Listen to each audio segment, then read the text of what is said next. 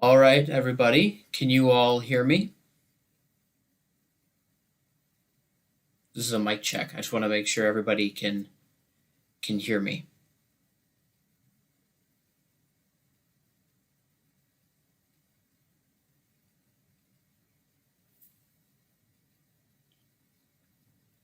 I'm also going to take a look at the in the chat room just to see who we have with us today. Oh, good. All right, I'm getting some replies now. You can hear me. So I'm just going to go through the chat real quick and see who's here. Hey, hair raising. What's up? What's up, man?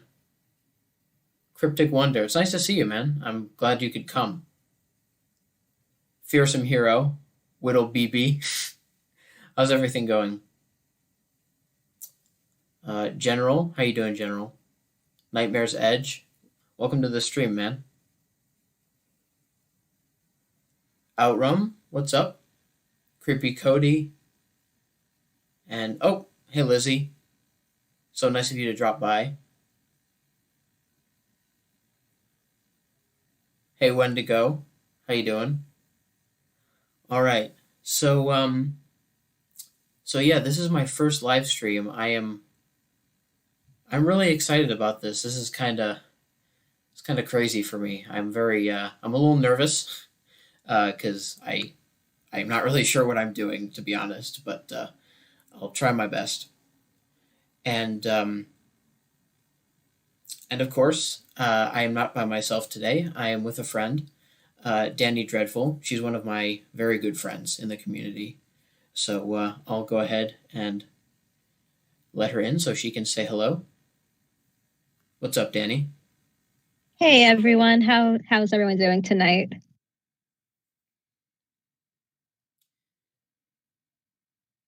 So I'm really glad that you could join me, Danie. It's very nice to do my first stream with you. Yeah, I'm really excited to be here. It's awesome. All right. I am doing well, Wendigo. I'm doing very well. Thank you.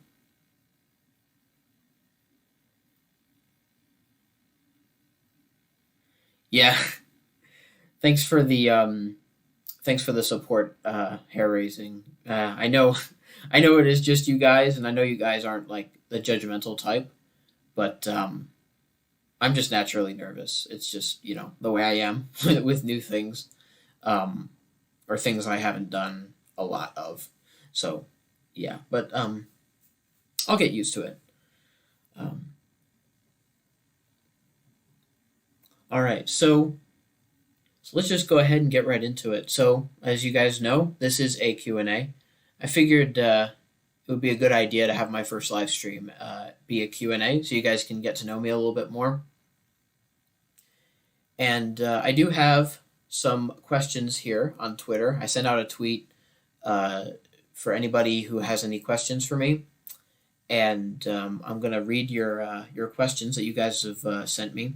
And also, if any other of you guys have any questions, or if you guys have missed the tweet and you guys have any questions for me, feel free to leave them in the chat room, and I'll be sure to answer them. So I'll get my phone out and I'll go to Twitter.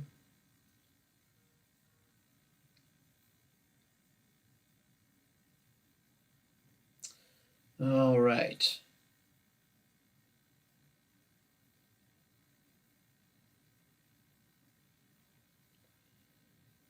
Okay. So I got my stream together, my my tweet together. I mean, um, oh, you forgot to ask a question, HR. Well, why don't you go ahead and leave it in the chat room, in the chat box? I'll be sure to answer it.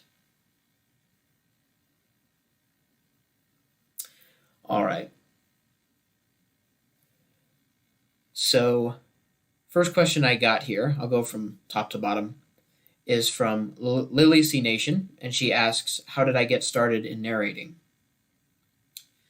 So, I actually got started in narrating before I even got started in narrating. I got started with the horror narrator genre in high school. I remember that day actually. I was in high school, and I was in ninth grade, and it was in the middle of final exams. And I remember I just finished one of my tests, and I was waiting for the bell to ring so I could go to my next exam. And a friend of mine came up to me and he said, "Hey, I want to show you this video that I saw. I think you might like it." And I said, "All right, sure, I'll check it out." And he showed it to me. It was a Mr. Nightmare video. I'm sure you guys all know who Mr. Nightmare is. He is my all-time favorite horror narrator. And it was his. It was a video that he made. It was three true scary school lockdown stories, and I watched it. And right then, it was just I instantly loved it. It was awesome. I loved his. I didn't know what the genre was at the time, so it was very new to me, and I immediately loved what he the videos that he had.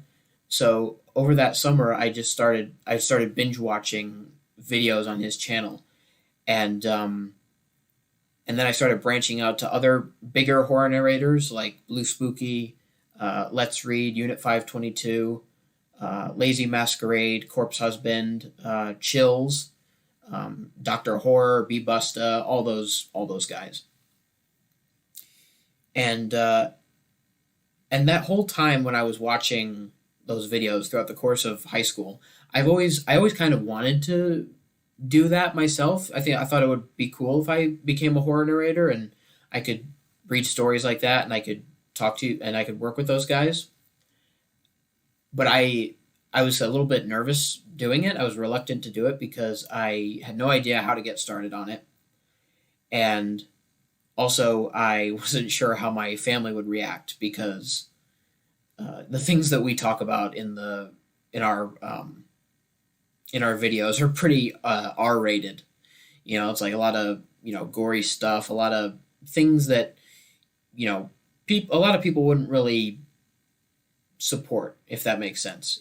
So I felt like if I told my parents, they wouldn't let me do it because they wouldn't approve of the content. But then eventually, I graduated high school and I went to college, and then when coronavirus hit, I was kind of bored at one point, and then at that point, it was when my idea to become a horror narrator kind of came back a little bit, and I was like, hey, you know what? I was 19 years old at the time, so I was like, hey, you know what? I'm over 18. I'm in college, and why not? I might as well start doing it. So I asked my parents, and they were really supportive. And I ended up, I started off with a movie making app on my phone. And I remember I wrote my first story and then I put it on YouTube. It was Be Careful Where You Camp. That was my very first horror narrator video. And then from there, I just grew, you know, and I love what I do. I love all you guys. I love talking to you guys, and I love working with you. And I couldn't ask for anything more. What about you, Danie? How did you become a horror narrator? Yeah, that is awesome, Lone Wolf. I love hearing origin stories so much, and yours is just, I don't know that I ever heard your story actually, but I'm glad to know it now. For me, it's actually kind of funny. My husband always listened to creepypasta stories. And one night, like they used to freak me out, to be honest with you. I, for one, always into horror movies, but the stories, they always freaked me out until one day I was just listening and we were listening to Let's Read, and his voice was just like, oh my goodness. And then I heard Dark Somnium, Bromnix. Who else did we listen to? I think that was pretty much it. Those were like his main uh, creepypasta narrators that he listened to. And he told me, he's like, I think you should give it a try. I think you should do it. And I laughed at him and was like, okay, I mean, I'll try it, I guess. So I ended up just creating a channel, not doing too much with it. I think I uploaded like 2 or 3 videos and I was like, okay, I really like doing this, but I don't have enough time. So what happened was I kind of took a hiatus and then I came back around June of this year and I just started pumping out videos, and then I met all of you fine people who started, you know, saying that I had a good voice and stuff like that. And then I just pretty much just kept going with it. But yeah, so basically kind of owe it to my husband for getting me into it. But at the same time, I've always been a horror chick. So I guess a little bit of both. But that's basically how I started. It's cool. You know, I'm glad that, and I'm glad that we both could, we both decided to do it because, I'm always very grateful every day that I'm a part of this community because I got to meet so many wonderful people. And speaking of which, Absolutely. Yeah. yeah, I just want to go through the chat room just to see who else came. Hi, Jelly Yeah. Bean. Yeah. Welcome to the stream, Jelly.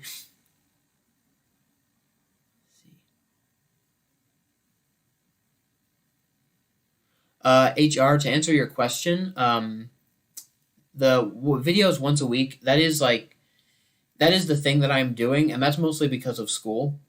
I love this. Like I said, I multiple times. I love doing YouTube, and I love being in this community. But really, to put it bluntly, school comes first, and I do put there are a lot of instances where I do put my studies ahead of YouTube, and that's why I usually save YouTube for the weekends because that's usually when I have the most work. I mean, the least work. Mm. Because the way my school schedule works is I live on campus. I go to Rhode Island College. And spoiler alert for anybody who wants to know where I live in Rhode Island, in the United States. And so I go to Rhode Island College, and I live on campus during the weekdays, Monday through Friday. And then on the weekends, I come home to my parents' home. And that's like where where like all my stuff is to do YouTube, my computer mostly. But since I do most of my schoolwork during the week, I have more free time during the weekends to do YouTube. And that's pretty much how it became. It just became like a natural pattern right from the beginning, where I do schoolwork during the week and then I do YouTube on weekends, and then I upload a video or premiere a video every Sunday at 8 p.m. And yeah, I don't plan on changing that anytime soon. Mostly just because of my time. I feel like I don't have that much time, especially with school. Like school is incredibly demanding, especially with my major, and yeah, I feel like once I finish school completely, I think I may have more time for YouTube. But until then, I'm sticking with the one video every week pattern on vacations, or during a period where school lets up a little, and one video every 2 weeks during the school semesters. That's a good plan. That's a really solid plan. And, don't stress yourself out. Do what you can. But we really do love your videos. So I, for one, always look forward to it. So thanks, Danie. I look forward to your videos too. Oh, stop. Hey, we've got a lot of Infinite. people who just came into the chat here. Yeah, what's up, Infinite? Let's see. I went further up because I missed a lot. Hey, PA, what's up, man? Welcome to the stream. Paige Turner, how you doing? Ooh, my story tonight is by Paige Turner. It is quite the Paige Turner. Ooh. Oh. Word. What's up, Ray? How you doing? Lady Spookaria, my favorite demon. How you doing? What's up, Mandy? Welcome to the stream. Let's see who else is here.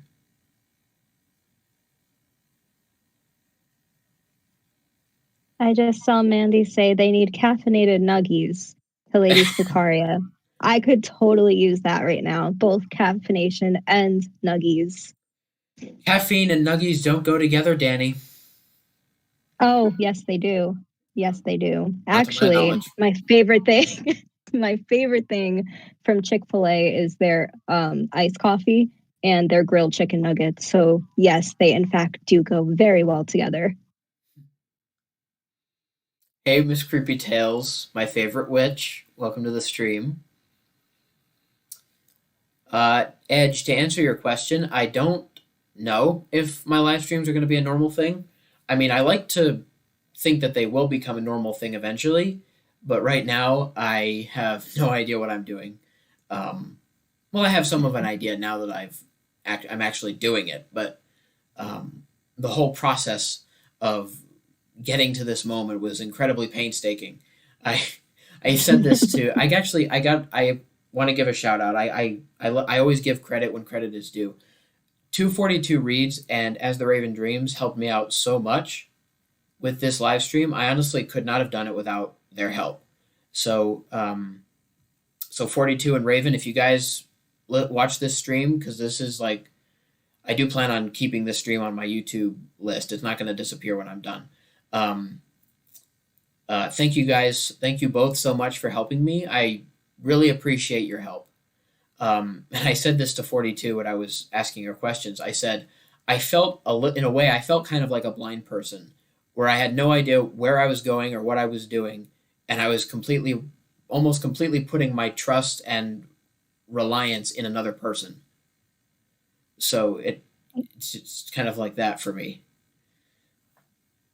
Yeah, I give it to you because I have still yet to do a live stream just because of that same reason. I'm just kind of like, oh my gosh, how do you even begin it? So shout out to both of them. And As the Raisin Dreams has helped us out a few times in our narrating career so far. So he's awesome. 242 is awesome as well. But Edge, I think, like I said, I like to think that the live stream will become a regular thing, and I'm sure that once I get the hang of it and like start doing more, then yeah, it'll probably become a regular thing. Maybe not like as regular as my premiere schedule, but like maybe like excuse me, a little bit more random. Um, but yeah, I see myself doing more live streams in the future. Let's see what else we got.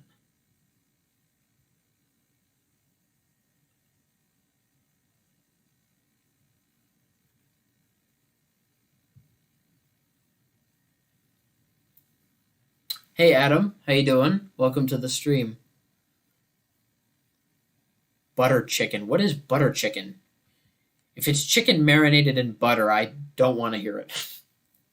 I think, if I'm not mistaken, that might be an Indian dish, maybe, or I'm not sure, but it sounds really good. I don't know what that is. I feel like I was talking with Dr. Dark about butter chicken one time because we were talking about Indian food, but I'm not sure. Oh, hey, Anthony. I'm sorry, Neo. Neo? Is that what he Is likes to be called? Yeah.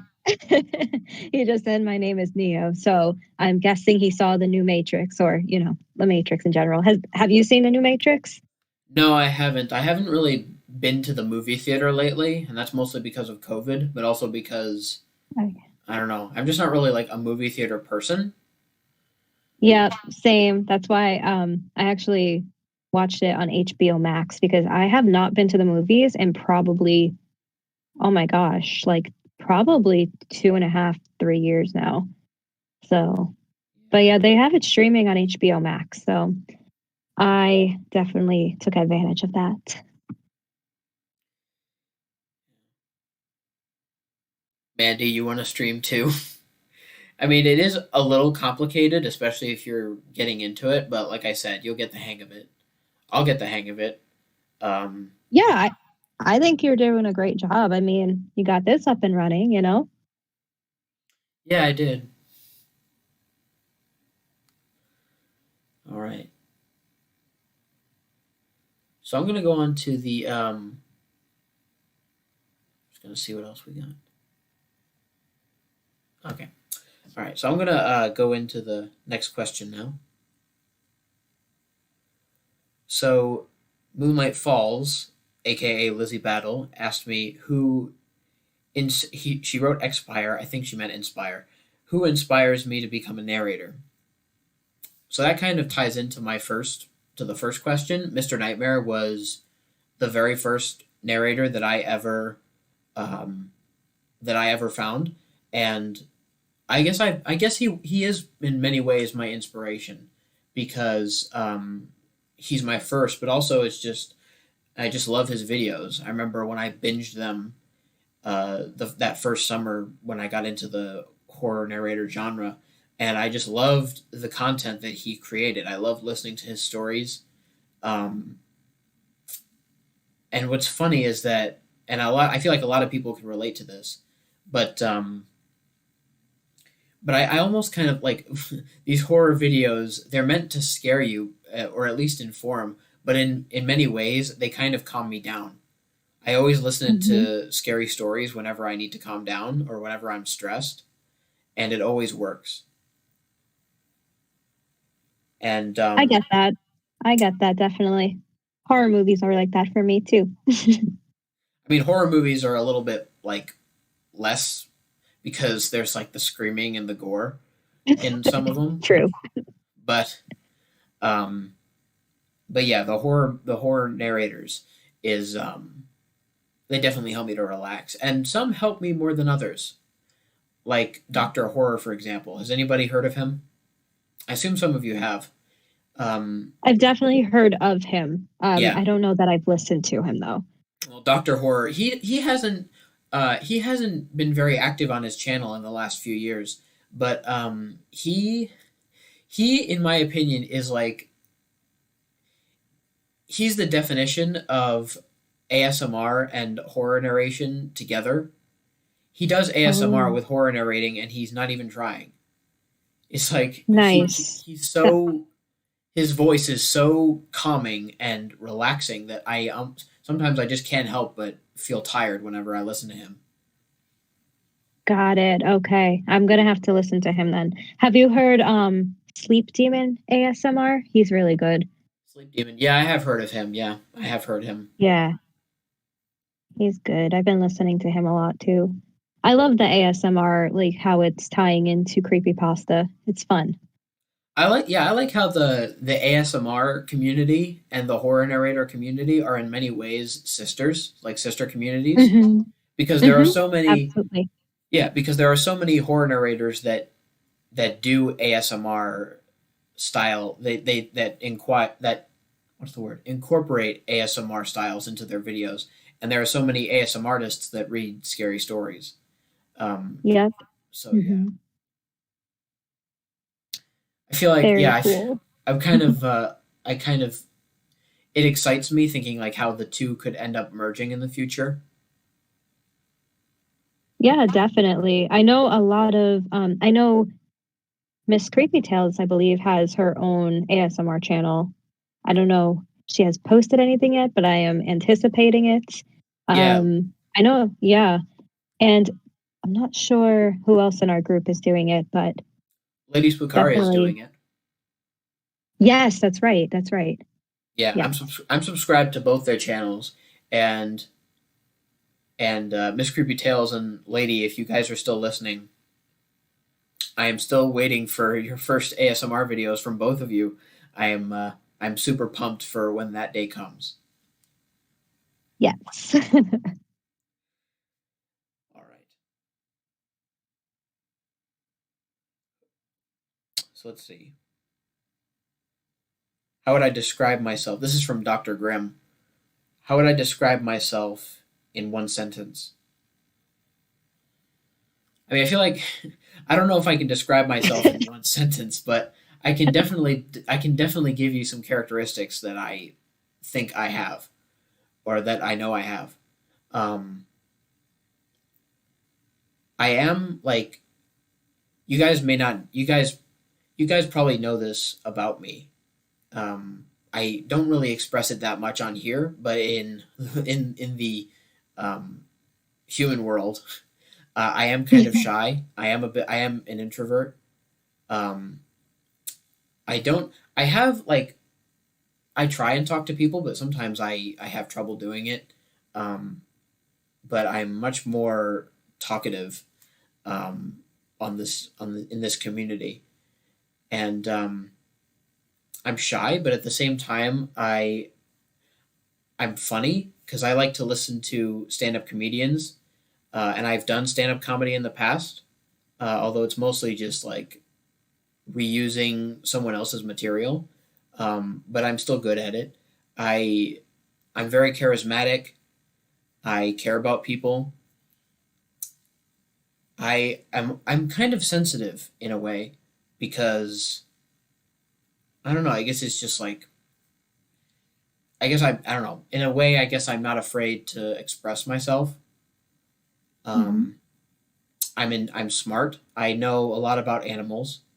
Animals animals are were my first passion when I was a kid.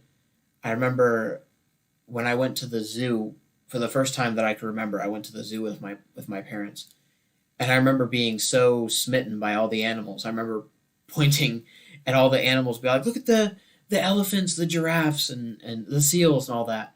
Um, and I guess like I've loved animals ever since, and I've strived to know like so as much as I can about them, and that's actually why in college I'm an environmental studies major, and that is the main reason why I am is because I love animals and because I've always seen myself doing things with them, and I hope I can make that a reality. And yeah, That's really cool.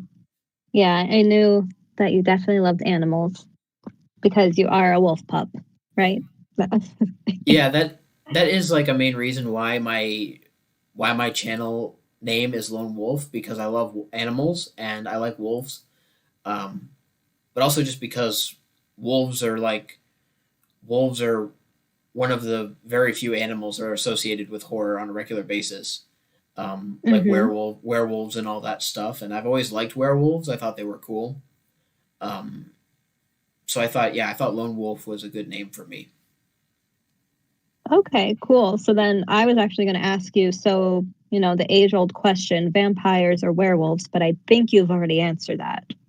I mean, I do like vampires, but at the same time, I like werewolves. Um, I don't know. I guess werewolves have always been my thing. I love like the the werewolves. The like the stereotypical werewolf howl that they use in Mm-hmm. movies a lot. The one that they always use. Um, I always whenever I hear it, it always makes me smile. Um,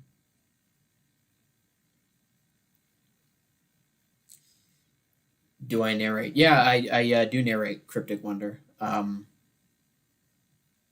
Narrating. Yeah, if you go to my channel has my narrations. um, I have narrated on a few other people's channels. I've narrated. I've partnered with Miss Creepy Tales. Marie Lives the Horror. I don't know if she's still on anymore, but I've worked with her. Um, I haven't worked with that many people. I'm more keen to invite people to my channel than me going to other people. Um, but yeah, I have been featured on other people's channels. I hope that I'll get more offers.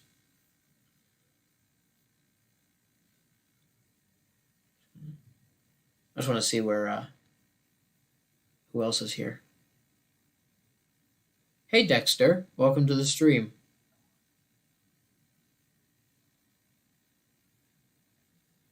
Danie, so I'd like to ask that question to you. How would you describe yourself?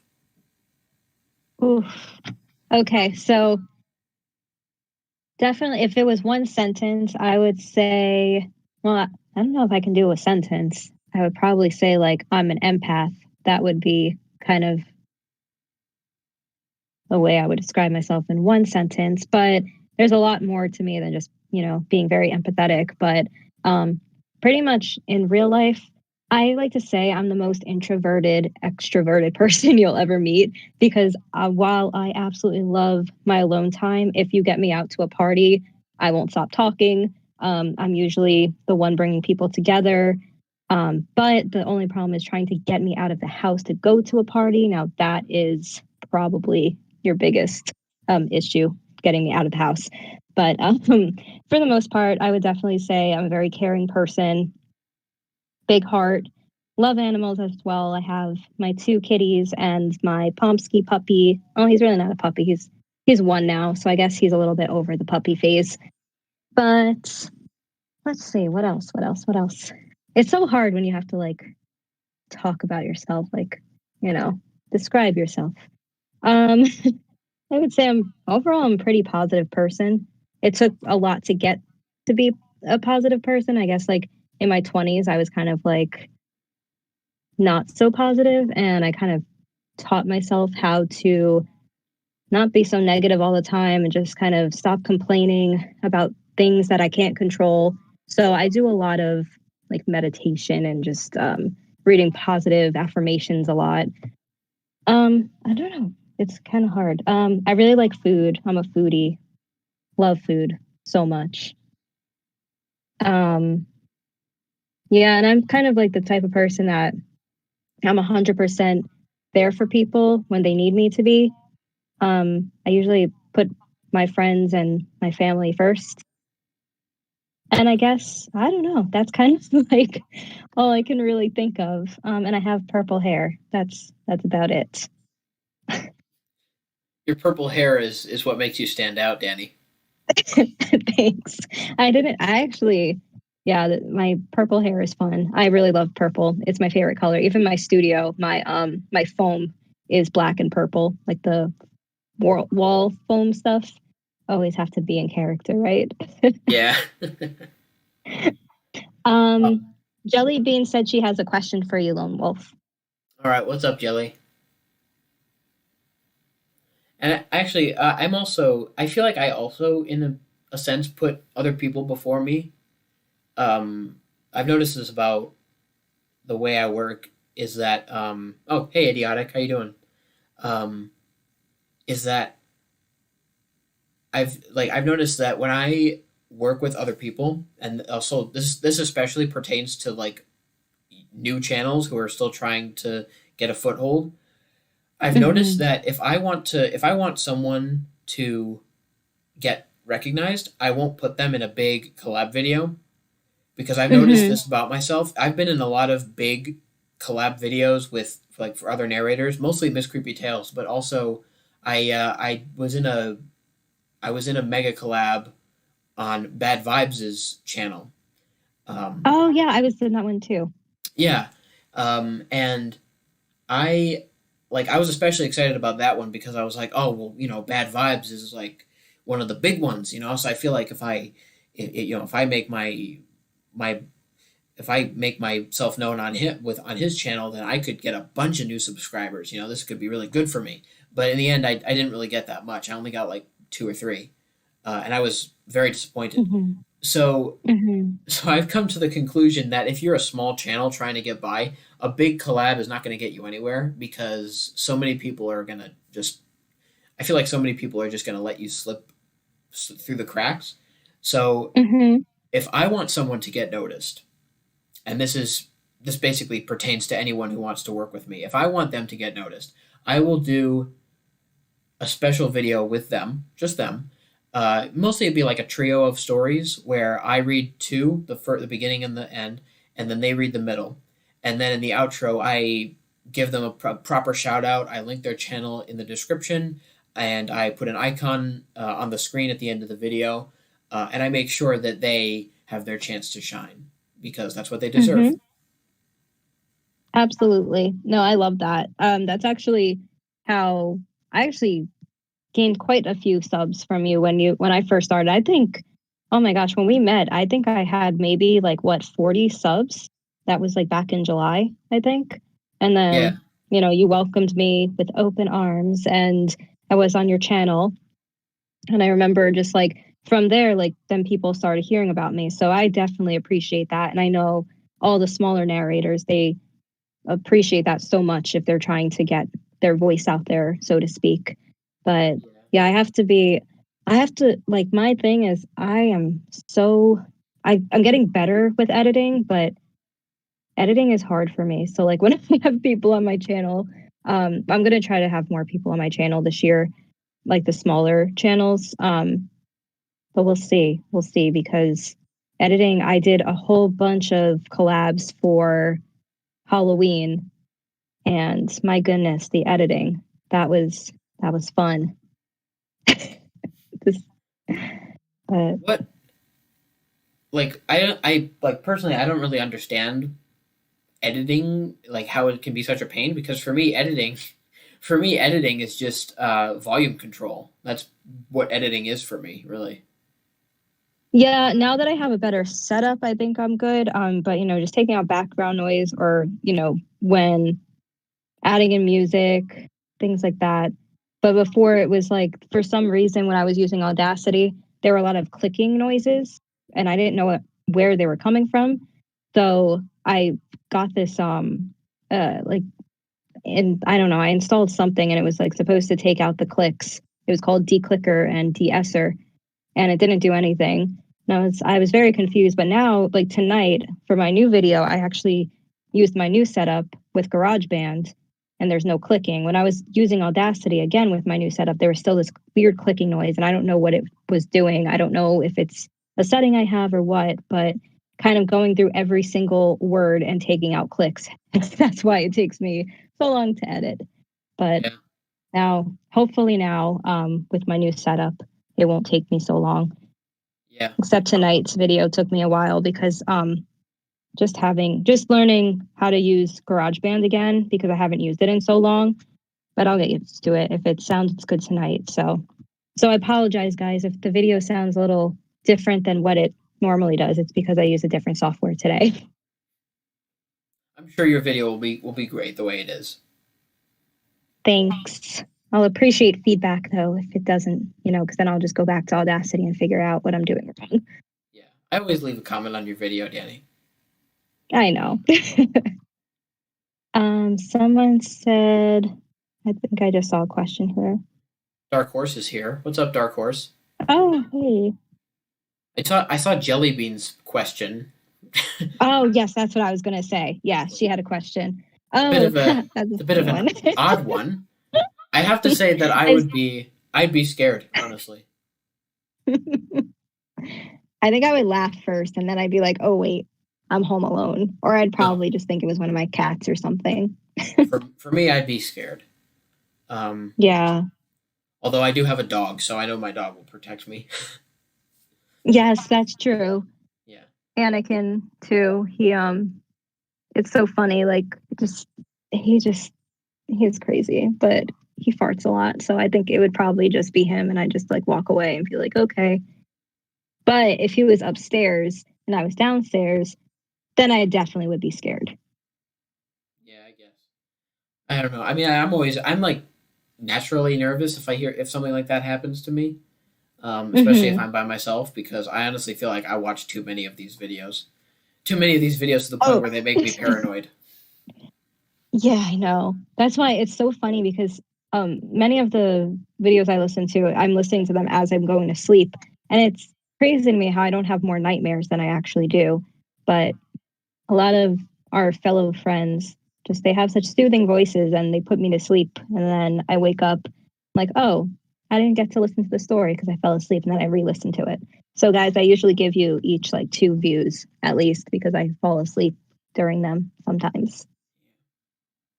All right, Miss Creepy Tales. I'm glad you could join us. You're you really you slept at 4 in the morning. Why do you do this to yourself? Why do you stay up so late? It's terrible. You're gonna It get was New Year's sick. though. You know. Oh no, yep. Sorry, I see her message now. She's so sleepy. Go to sleep. Yes. Go to Yeah, sleep. you need to sleep, Miss Tails. Come on. You don't want to make yourself you don't want to run yourself down like that. You could get sick. No, it's cool, Jelly. You know, it's cool. It was just I just it took me off guard. That's all I'll say. Um, let's see what else, because I think I saw something else that I wanted to answer. I just had some pizza too, Lizzie. Saturday night is pizza night in the Oh. Lone Wolf house. Nice. What kind of pizza? What's your favorite pizza? I like Ronzio pizza, but I also like Tommy's. Is that a type of pizza or is that just like a place, a pizza place? Oh, it's a pizza place. I thought you were asking that. You were asking like what type of pizza Oh, I like. oh, I'm sorry. No, yeah, like what type of pizza? Oh, well, mostly cheese or pepperoni. Nothing really made, nothing like really too extravagant. Either cheese or Got it. pepperoni. Okay. Although I did have chocolate pizza once. Ooh, like Nutella pizza or is just Okay, well, chocolate? so that's an interesting story. I remember I was in Florida on vacation a few years ago, because I have some family on my father's side that live down there, and we were visiting them, and we were in either Tampa or Sarasota, and we went to this Hungry Howie's place, and they had this pizza buffet type thing. I don't know if it was just like a coincidence that we walked in and they were having it, or it was a thing that they have every day. I don't know, but they had like pizza, like all these different types of pizzas with these different toppings on them. Like I think I saw like macaroni on one, things like that. There was like cheese and pepperoni on the far end, but and then like as it went down, it got crazier. Um, but then at the other far end was pizza dough that was topped in melted chocolate and powdered sugar.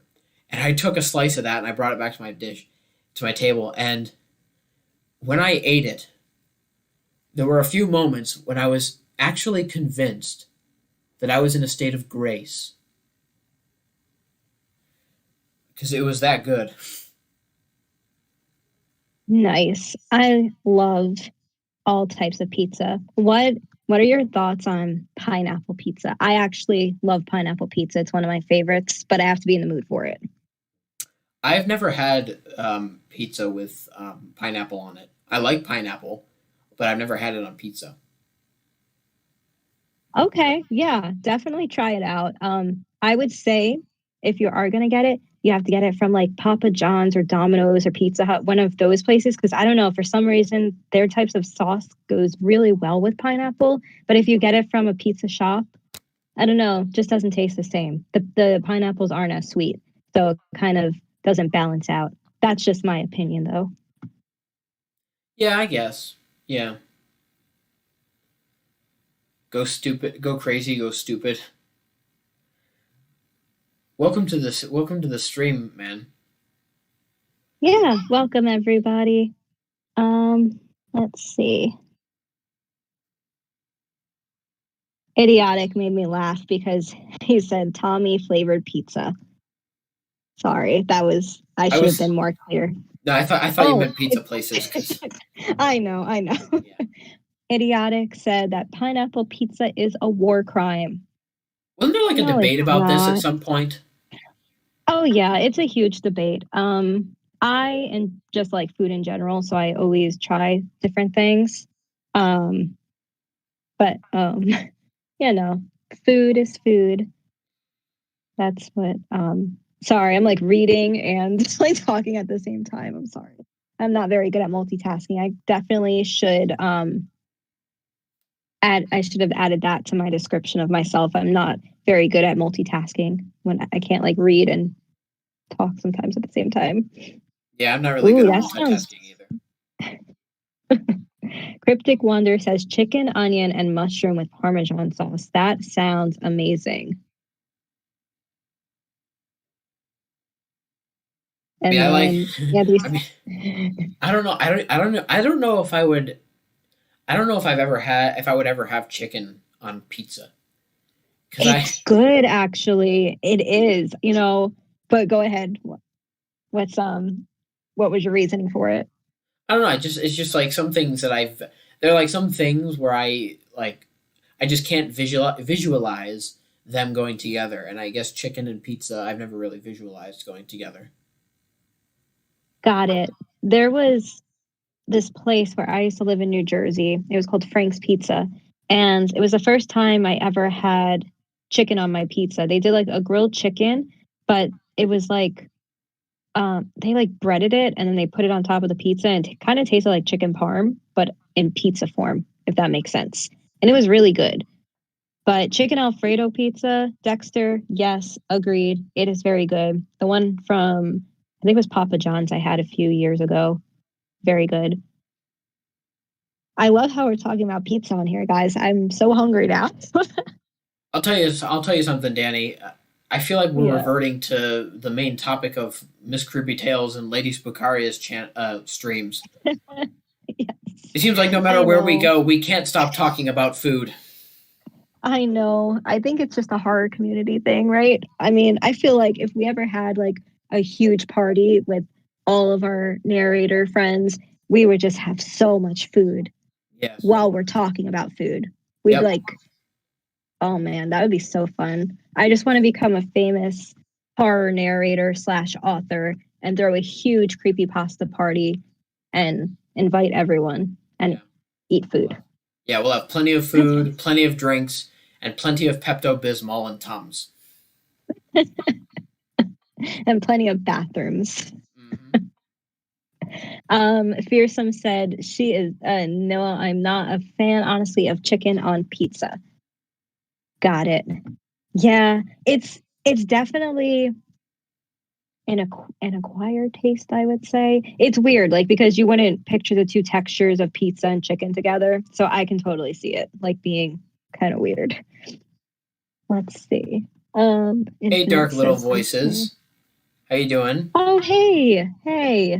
Didn't you just? How was I your saw live you. stream? Yeah, Yeah. I was gonna say I saw you. You were doing a live stream with the Nevermore Collective, but I didn't. I didn't stick around too long to see it.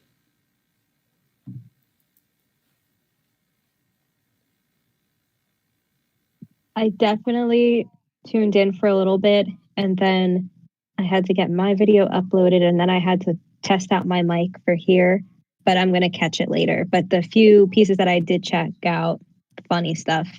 Anything regarding PA is, he's a comedian over there. Ray, I would have cheese pizza because I like cheese pizza, cheese or pepperoni. But I Cheese or mostly pepper? cheese, mostly cheese. What was his question? If Um, there was one pizza you could have for the rest of your life, what would a sandwich be? And why are you eating it instead of pizza? I would definitely eat pizza over sandwich, but I don't know. um, I like a salami and cheese sandwich, salami and American cheese. I love a very good um, Italian sub. When I lived in New York, there was this place that I used to go to all the time, and they made the most amazing Italian hero. It was just perfect. And, coming to Texas, we don't have a lot of good Italian places. Like, we have no Italian bakeries, really, which sucks because I really love eclairs and lobster tails and bear claws. We don't have any of those bakeries here. And we don't have any like good Italian sub sandwiches. So I miss that. But if I had to, I would choose pizza. And it would just be, I wouldn't say pineapple pizza forever. I would say probably just maybe like a margarita pizza with like the basil and the olive oil. I love those. Oh, that's awesome. I What's funny is that I've never had a bear claw or an eclair before, and my heritage is Italian and Sicilian. Really? Yes. That's so funny. I am also Italian. But I've Awesome. also eaten a lot of bear claws in my time. Although I've never been to Um, Italy, I want to see what it looks like. The closest I've ever gotten to Italy so far is when I was in Epcot in the Italian section. okay. Yeah, I've never been to Italy yet either. I haven't traveled much. I kind of wanted to travel a lot. Um, like I had plans to travel, but then I don't foresee me traveling for a while until, everything calms down in the world, Yeah. hopefully. But so I travel mostly from my living room to my media room to my studio. That's about it. That's as much as I'm doing. um, No Dexter idiotic. asked us what kind of. I Oh, am not sorry. part Go of the ahead. mafia. I am not part of the mafia. Although if I were part of the mafia, I think I'd be one hell of a guard dog. I think so too. You'd be quite the guard dog. But Dexter was asking which mics we're using. Oh yeah, I actually don't have a mic. I'm using my computer microphone. I'm basically just talking at my computer right now. I'm And trying to get a new mic. I'm currently looking for one. Um, I do know that Blue Yetis are popular among this community, so I'm probably going to get one of them. Um, no, yeah, I just have to get around to getting it. yeah, yeah. The Blue Yeti, I was using that. Right now I'm on the Rode mic. I just got it for Christmas actually. So this is fun testing it out. I did my first thing that I recorded was a collab that I just sent over for HR. So HRN, hair raising. So I was really excited because I was waiting because I kind of had the sneaking suspicion that that's what um, Santa, aka Mr. Dreadful, bought me for Christmas. But then I wanted to wait to do like certain collabs until after I got it, and then I got it. So now I'm really happy. But it's cool. I really like it. So Awesome. far, so good. Awesome. Yeah. I saw a Yeah. question further up. Oh, what were we gonna say? Oh no, I was just saying. Fearsome Hero said, "I have a snowball, and I hear the snowball is actually really good as well." I don't know. I mean, I don't know. I've just I'm a lot of this stuff is kind of new to me, so really I'm just getting it from word of mouth at this point. Um, Yeah, yeah. I did a lot of research. Like when I had my Blue Yeti, but I bought that a very long time ago, and it was more so just for like recording singing for me because like I just wanted to practice singing again. And then I stopped using it until I started narrating again. And then I read about the Rode, and I was like, I really want this mic. So, but the Blue Yeti is a wonderful, wonderful mic, and I heard that the Snowball is really good too. nice. Yeah. So if you have any questions, well, Wolf, you just ask me because I've done some research. Awesome. And I trust you, Danny. No problem. I don't know Hey, where Woody. Tasha is, General. I don't know where she went. I don't know. I guess for some reason I don't know. I guess she stopped coming around. Um, I don't know. Hey, Gamma. Welcome to the stream. Gamma, Gamma, what's going on? Let's see, who else do we have in here? The Woody, hey, what's going on? So there was a question that I saw further up, but I didn't get around to answering it. It was something about werewolves and skinwalkers back when we were talking about werewolves. Who asked that? Have I Hmm. ever had a paranormal experience? Yes, I have. Although it's very tame compared to some of the things I've heard on this community. Um, I can tell you guys it if you guys are interested. I'm interested. Um, all right. Well, like I said, it's very tame, so it's not like anything too major. So so I was in I so like I said, I live in Rhode Island, and the closest one of the closest haunted locations that I know of is Slater Mill, which is in Pawtucket. And Hmm. how many of you guys know about Slater Mill in Rhode Island? Mm-mm. Oh, bye, idiotic. Have a good night's sleep. Bye, idiotic. See you soon. Um, Cody said he did. oh, Cody, you asked me. Um, well, feel free to ask it again, and I'll answer it after I'm done telling the story. Um, okay. So Slater Mill is an old textile mill in Pawtucket, and it was the first water powered cotton mill in the USA. And and it was a very monumental point in the industrial revolution in America because it was one of the first places where the Americans made an attempt to recreate the industrial process that was going on in England. So And this was after the American Revolution and all that. So there was a lot of child labor at the time. There were children working in that mill that were about as young as 7, I think, and there were a lot of accidents because a lot of those machines were incredibly dangerous.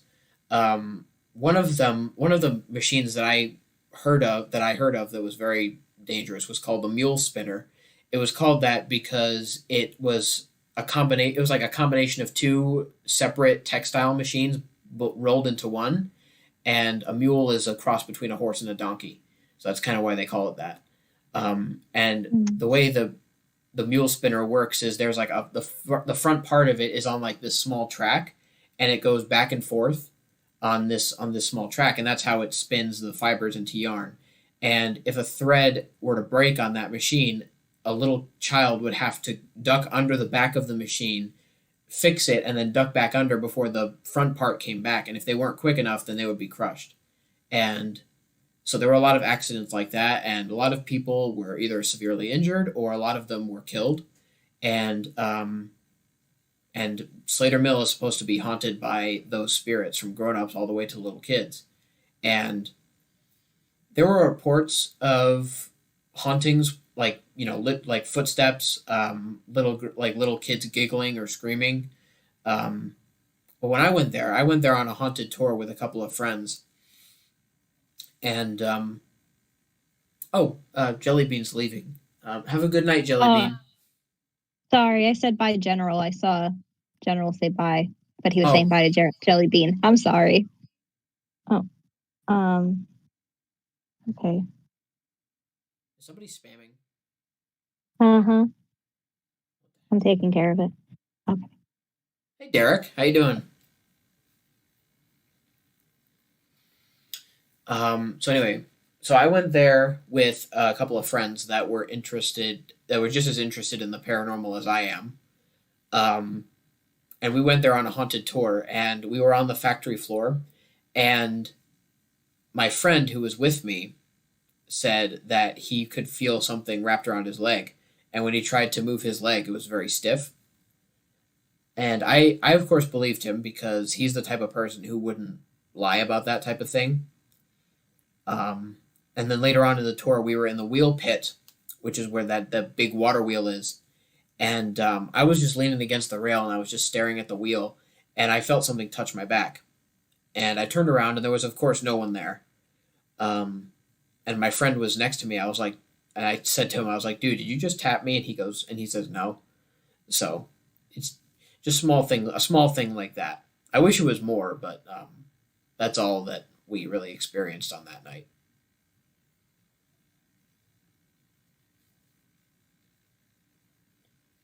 That was creepy.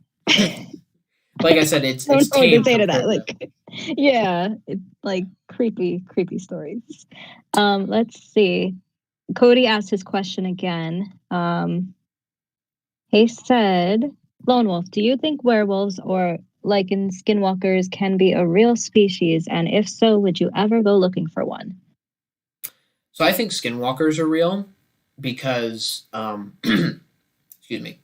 I have heard like a bunch of stories about skinwalkers, and I do like there are so many stories about people who've claimed to see them, and I do humor them. Although like I humor the ones that took place in like Arizona and New Mexico more than I do about the ones that were like in Florida, because Mm-hmm. skinwalkers are associated with the Navajo Native Americans, which live in the American Southwest. Um, so yeah, I think that skinwalkers exist, and I feel like werewolves are. If anybody were to see a werewolf in real life, I feel like that would just be like a skinwalker disguised as a wolf because skinwalkers can shapeshift into any animal they want to. So I feel like that could Mm, be what it is. true. All right, Okay. I'm actually Mhm. gonna go. Danny, what did you have any paranormal experiences happen to you? Actually, I think I sent you my video today, right? Wasn't that kind of freaky? I don't know. Maybe it was my software, but Yeah, I mean, this it was a little bit weird. You know, I don't know. I mean, I am not sure. I don't know, but I'm convinced there's something going on in this house. It's been a few months, like every so often weird stuff will happen. The weirdest thing the other day, um the TV was turned off completely because I wasn't upstairs. Like the way my house is set up, we call it like the tech room because it's like my studio, my office, and also like where we watch movies and stuff. It's like a media room. So we pretty much only watch TV up here. But I was downstairs hanging out with Anakin, and I definitely did not come up here to turn on the TV because I hadn't watched TV all day. And then I heard the TV on, and I run upstairs, and TV was on. And I'm like, okay, whatever, probably a glitch, not a huge deal. But then it happened twice more the same day. So I just asked Tom, I was like, hey, is it possible like the TV is just glitching or something? Because my oh, sorry, Mr. Dreadful. I'm sorry. I asked my husband, Mr. Dreadful, like what in the world is going on? Is it just like the TV? And he's a very logical person. He definitely believes in ghosts and spirits and things like that. But his little analytical brain is always just trying to find reasons behind it. But then he told me the other day, like, yeah, TV turned on a few times, so I don't know what's going on. But a few weeks ago, actually no, a few months ago, this was like in October, it was just so strange because the attic door kept opening. And the way the attic door is, there's a key. So you need the key to open it. And I don't understand how it kept opening. But my biggest concern, I didn't really care if there was a ghost or whatever. I was just scared that one, someone was in my house, or two, that my cats would go in there and like fall through the attic, you know? That's like that was always my biggest concern. But I don't know. That's kind of it. I definitely had a few more when I was younger, but these are the most recent. And today I was kind of freaked out. I was like, what is going on? But We have I to don't bring know. a Ouija We'll board to your house. Oh, absolutely not. No, thank you. I do not do Ouija boards here. I mean, I love skulls and everything for decoration. Not like human skulls, just pretty skulls. But like, I don't know. It was weird. Some weird stuff going on. But at the same time, it can all be definitely, I think it can be all proven scientifically. Like, oh no, this is why the door was open, or this is why the TV came on, or this is why um, it sounded like you said passengers or passing like 17 times in one sentence and then went really fast and then slow and then sounded like a demon. But, you know, I don't know. Who knows? We'll figure it out. I don't know. All right. But yeah, pretty much that's it. But did you have any other questions from Twitter users or? Yeah, I do have a few others. The Cool. next one is actually from you, Danie. You Oh, said, nice. I don't yeah, remember what I asked. you asked me, um, yes, General, I do remember what happened to you in the forest. That was kind of freaky. It was like a short story that General sent me. Mm. So anyway, you asked me if you had the opportunity to visit one haunted place, where would you choose and Ah, why? yeah. So I think my favorite place, my favorite haunted place to go to if I had the means would be Skinwalker Ranch. Has anyone heard of it? Mm. Yes, and the documentary is on Hulu right now, actually. Yes. I love Hmm. Skinwalker Ranch, or as I like to call it, the home of the cryptids, Mm. because it seems like Skinwalker Ranch is just like the hub of all the paranormal creatures in this world. It's so insane how many things happened in there. Have you watched the documentary? Well, not a documentary on Hulu, but I have seen like a YouTuber talking about it. Top Mm. Fives. I don't know if anyone's heard of Top Fives. He's one of the people that I'm subscribed to. He did Hmm. a a video about the top five um, craziest encounters or craziest things that happened at Skinwalker Ranch. Um, and like he talked about the thing with the invincible wolf, um, paranormal activity, UFOs, cattle mutilation, all that stuff. And yeah, and it just seems like a place that I would like to go to just because I want to be in the presence of all those crazy creatures and just see. what I can see, you know? Yeah, absolutely. I also heard a documentary of Matthew Santoro, who's another person that I like listening to from time to time. He also did a small documentary on it, basically going over all the stuff that happened during the time of the Mhm. Sherman. I think that's their name, the Oh, Shermans that stayed when they stayed there, and then mhm. later on when scientists took over. Nice. That would be really cool. That would be quite the adventure, I feel like. Yeah, I feel like if I were to Ooh. go there, I would probably like really stock up on supplies because I've heard of like all the different things. Um, I don't know. It's just like a lot of weird things are happening there, and I don't know how dangerous they can be. So I'll probably just bring like a bunch of different supplies to defend myself. Just bring a priest. Just, Bring a with priest. holy water. I don't know if I'd bring a priest, but I may bring like some holy oil or something. Yeah, absolutely. And Anthony said to listen to Mr. Ballin's video on Skinwalker Ranch. I love Mr. Ballin. He is so good at storytelling. Like, he's so great. Have you watched him before? I don't No? think I have. Okay, he's good. Like he actually does more, well, he's on camera telling stories and he's got like a green screen in the back, so he changes pictures as he's telling the story. It's so good. And I don't know, his just storytelling skills are just so amazing. So Awesome, he's really, I can listen to him and watch him for hours. I sometimes will put him on while I'm working and just like listen and watch him. awesome. I'll have to give him a look. But yeah, yeah, definitely. Anthony said to check out his Skinwalker Ranch one. I have not even watched that one, so I'm going to be watching that. Nice. Fearsome said. So Fearsome wanted to keep the tree up all year round. So I suggested just doing a themed tree. But Fearsome said, I am too lazy for themed trees. I agree. I tried to do that. I think I actually kept my tree up last year until February, but just the Christmas tree because I just wanted Christmas spirit all year round, but it didn't work. And then yeah. So I get it, but just keep it up. Keep it up if it makes you happy. My family doesn't really do like themed trees, but they do themed wreaths actually. Oh, Yeah, they've had different nice. wreaths. And actually, that kind of reminds me of a funny story that happened to me a few years ago. Uh, one of the wreaths that my parents put up is an Easter themed one, and it's basically like it's a wreath that's made out of like fake branches, but like in a curled fashion, like entwined around each other in the form of a wreath. And there's also like fake leaves and fake eggs decorating all around the wreath in the theme of Easter. Hmm. So a couple of years ago,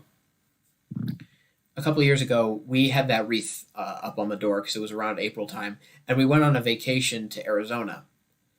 And it was like a road trip of sorts because we flew into Phoenix and then we went to Sedona and we stayed there for a couple of days. Then we went to the Grand Canyon, and then we wrapped up our trip in Vegas, which was really cool. But when we got home from our trip, we noticed that a robin had built a nest on our wreath, Oh God. and with our front door, there's our front door which is wooden, and then there's a storm door which during the summer, which during the winter is glass, and during the summer is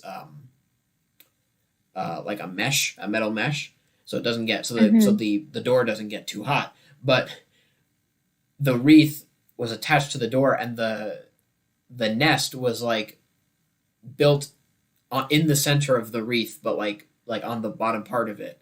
So we couldn't move the glass because we would we could we because we would damage the nest. So Yeah, we were forced to keep the glass there.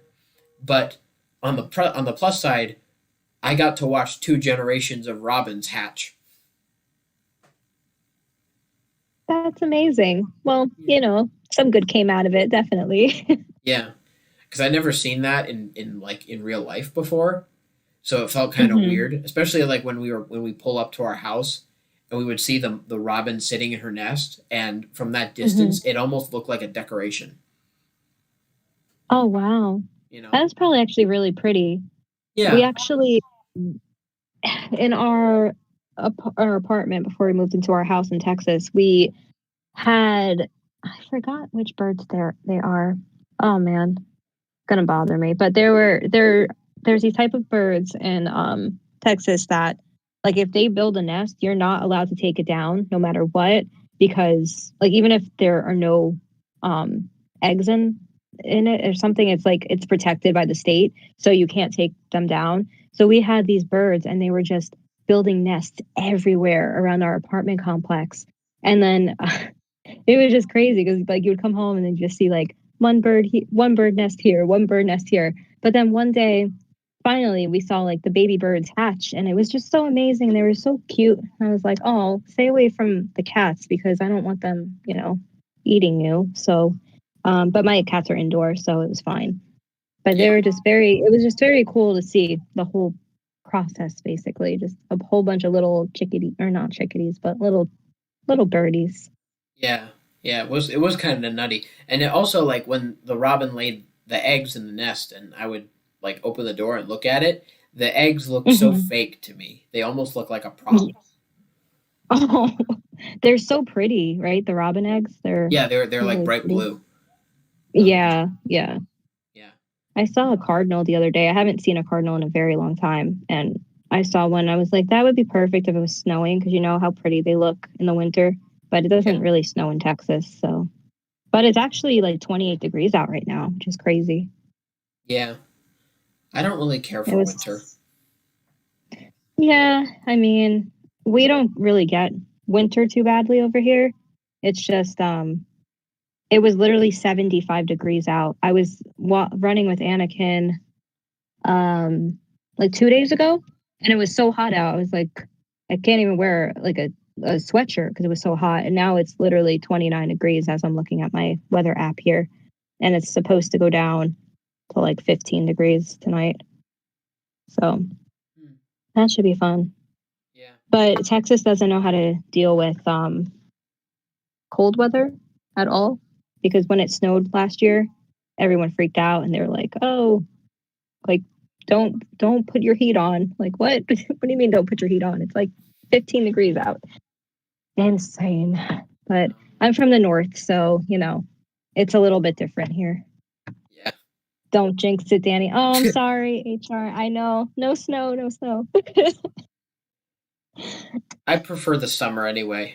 I like it when it's warm out and the trees are green. Yeah, I mean, the other day I actually posted a photo because it looks so sad outside. It's like it's just gray and there's no leaves on the trees. Yet it's 75 degrees. So Yeah. it was so confusing to me. I'm like, it feels like summer, but it looks like winter. I'm so confused. I know.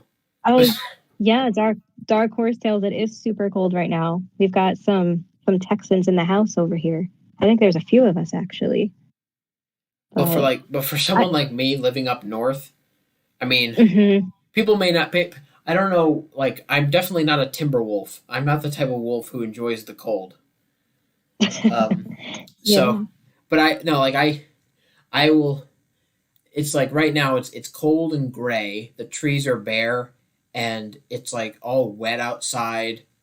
It's like and also I hate how it's like pitch black after 5 in the afternoon where I live, and then Yeah. I'll call my uncle in Florida, and he'll be like, "How's life in Rhode Island?" And I'll be like, "Oh, it's terrible. I hate the winter." And I'll be like, how's with you in Florida?" And he goes, "Well, it's 75 here. Gonna go in the pool. Mhm. You know." Yep. The little And man in that's my the head crazy. is freaking out whenever he says that. Yeah, you gotta go down south to Florida or um California is nice. Texas, we don't have any beaches. Like I live by a lake though, so it's actually really pretty when it's the summer, spring. But right now it's so weird. I was telling my husband the other day how it just felt like swimming weather on this whole week, this past week, even on Christmas, it just felt like swimming weather. But they close our community pool after October 15th, I think, which I think is kind of like we should keep it over till at least November because it's still swimming weather, to be honest with you. But I really just wanted to go in the pool. I was like, it's okay. I'll just jump the fence and go in the pool and swim because it's really hot out. But Yeah.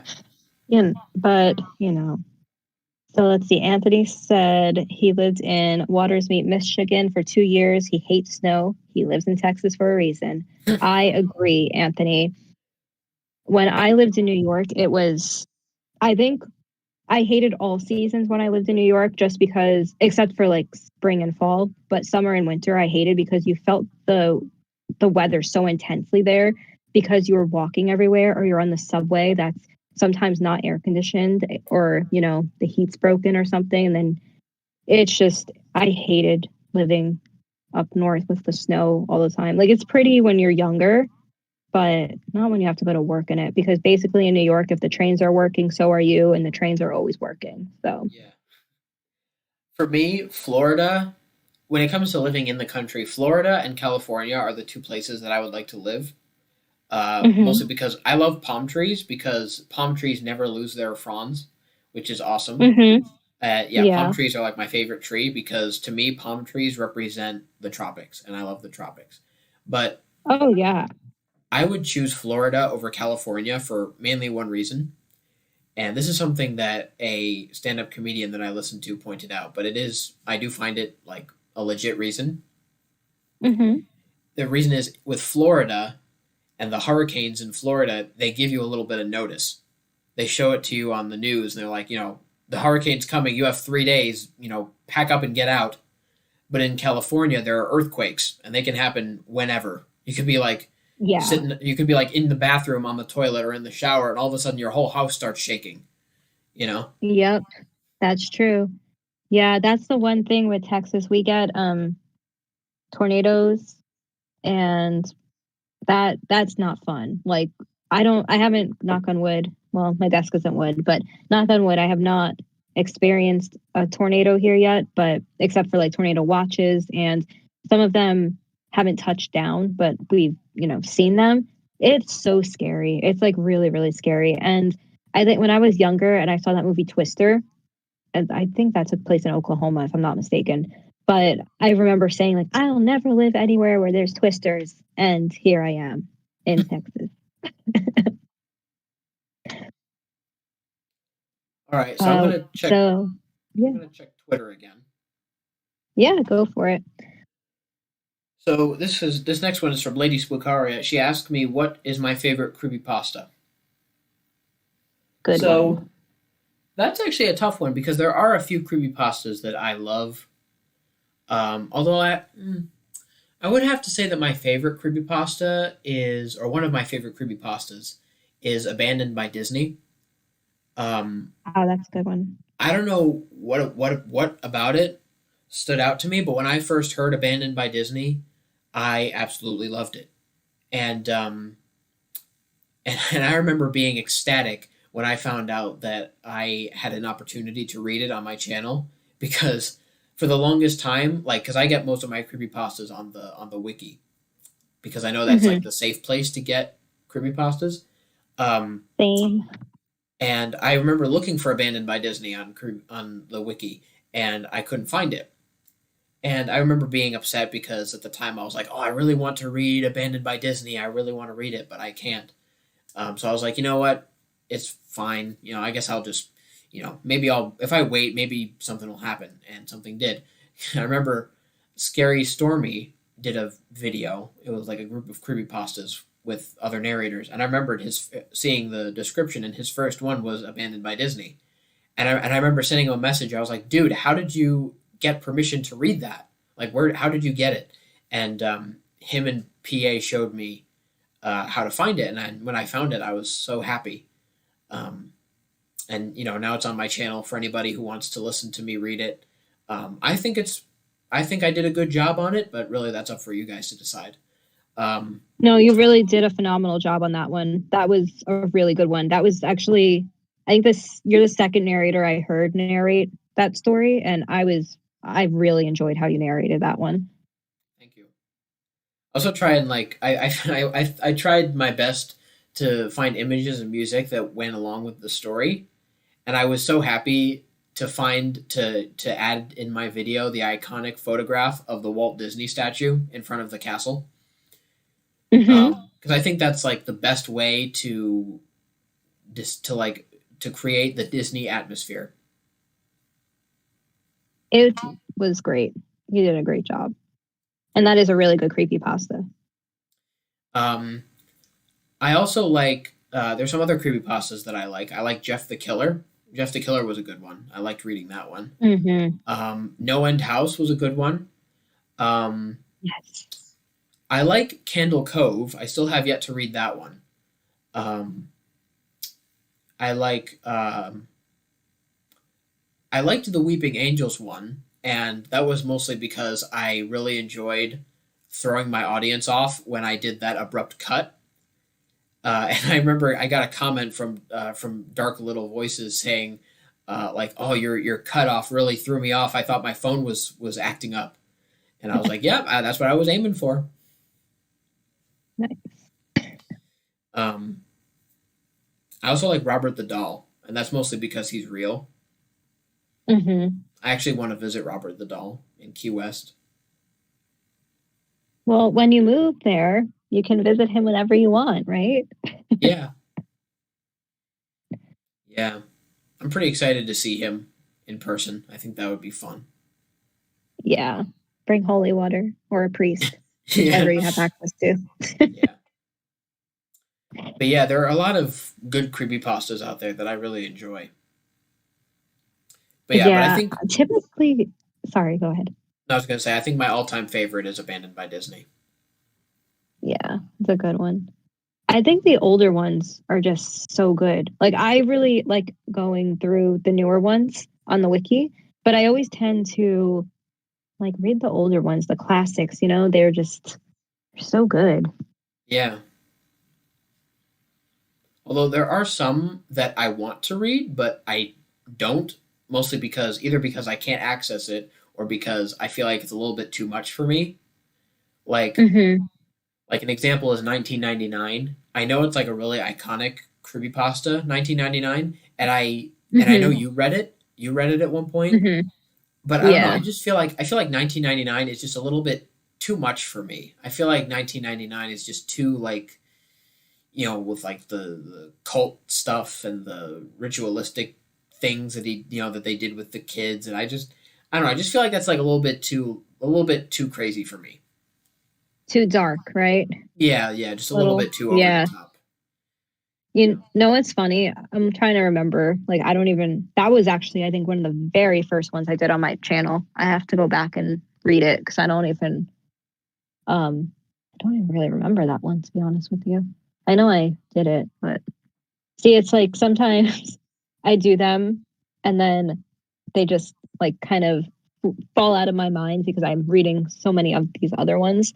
But one that definitely stuck with me, which is my ultimate like favorite is The Rake.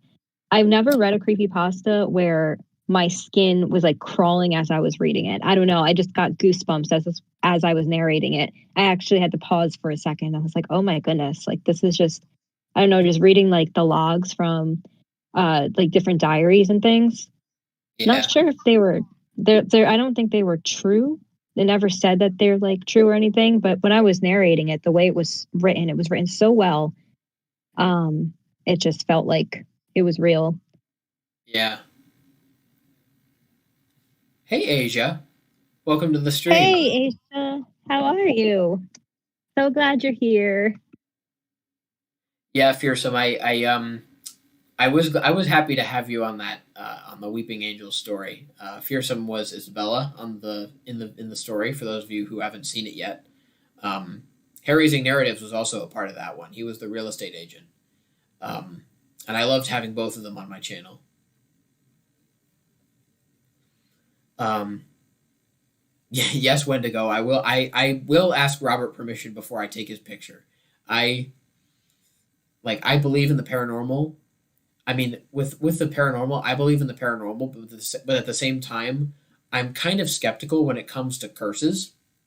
But but there are some instances where I'm like, you know what, I'll just do it if there's like a specific way to avoid getting cursed supposedly by something, I will do it. I will do that thing, even though I'm skeptical of curses, because why take a chance, and also just because I respect Robert, and that may sound kind of funny, but um, I do respect him, and I'm not just saying that to please him.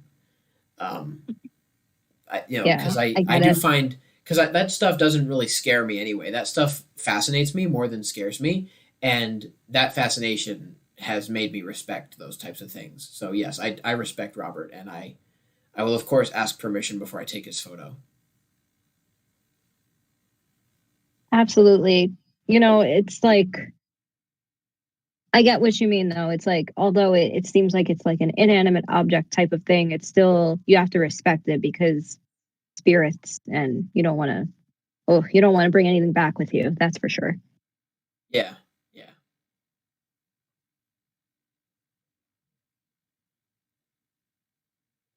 yeah. Oh, you're suffering from a storm, Outrum. Um, yeah, I hate it when storms interfere with internet connection.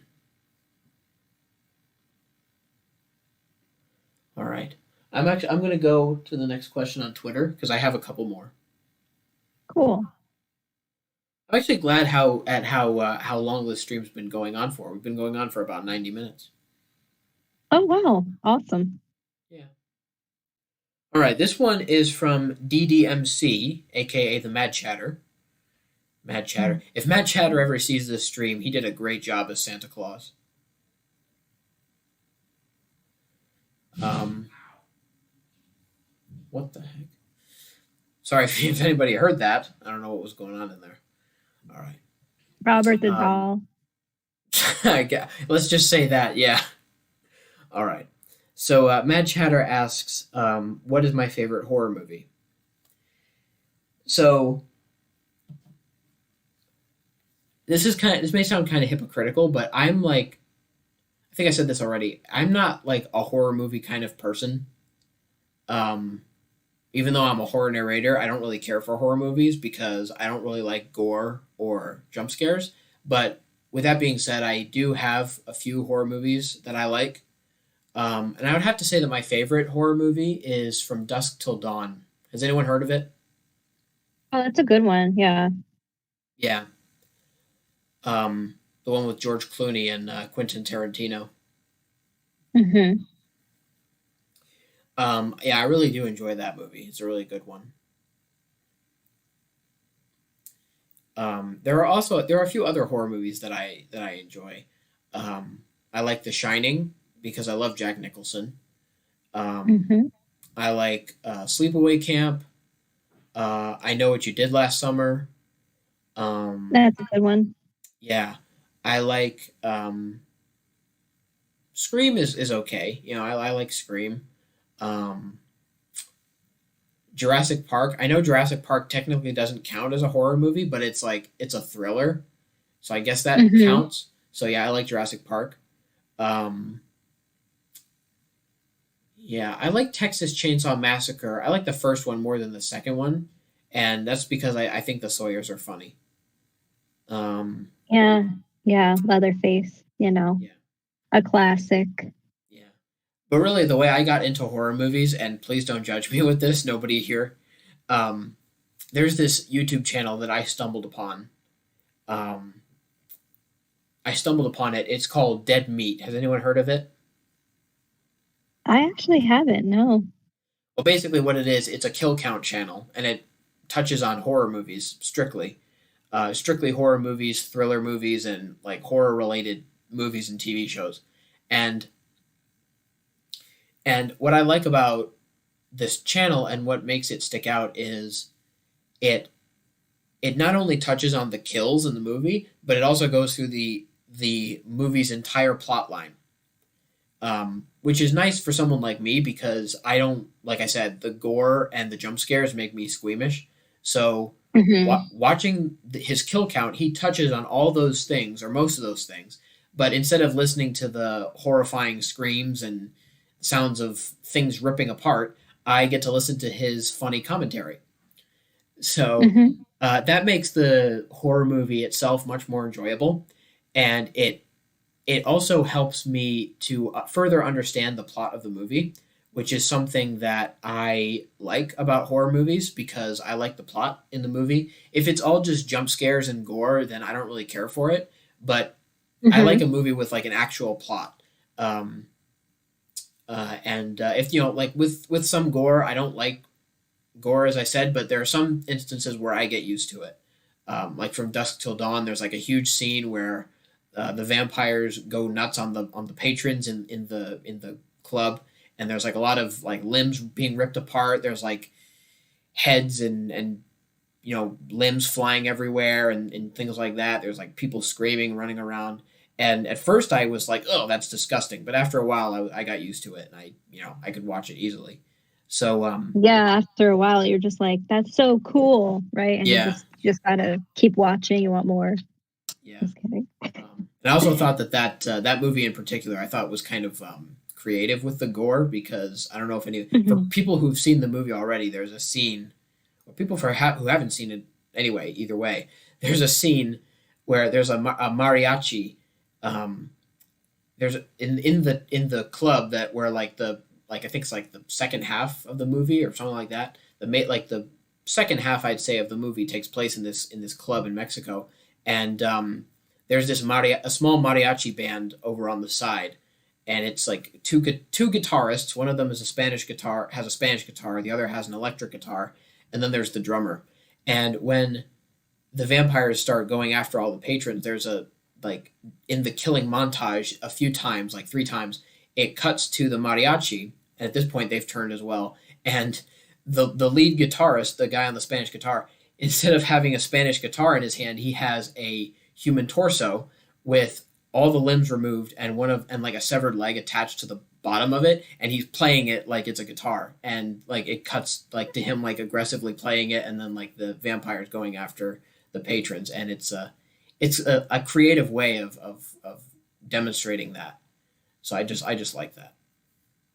Yeah, absolutely. Like, I'm kind of the same way, like, in the sense where if I'm watching a movie and it's just kind of dumb all around, I can't do it. I don't know. If it's supposed to be a scary movie, I want it to be a scary movie. If it's supposed to be like a horror comedy, then that's fine.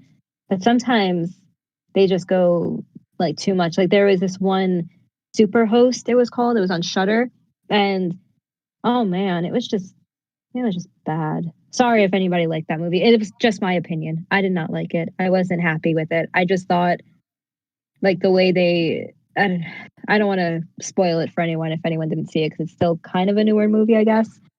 But just the way they set up having this person be the murderer, and I was just like, that's stupid because there's two people who can take you down.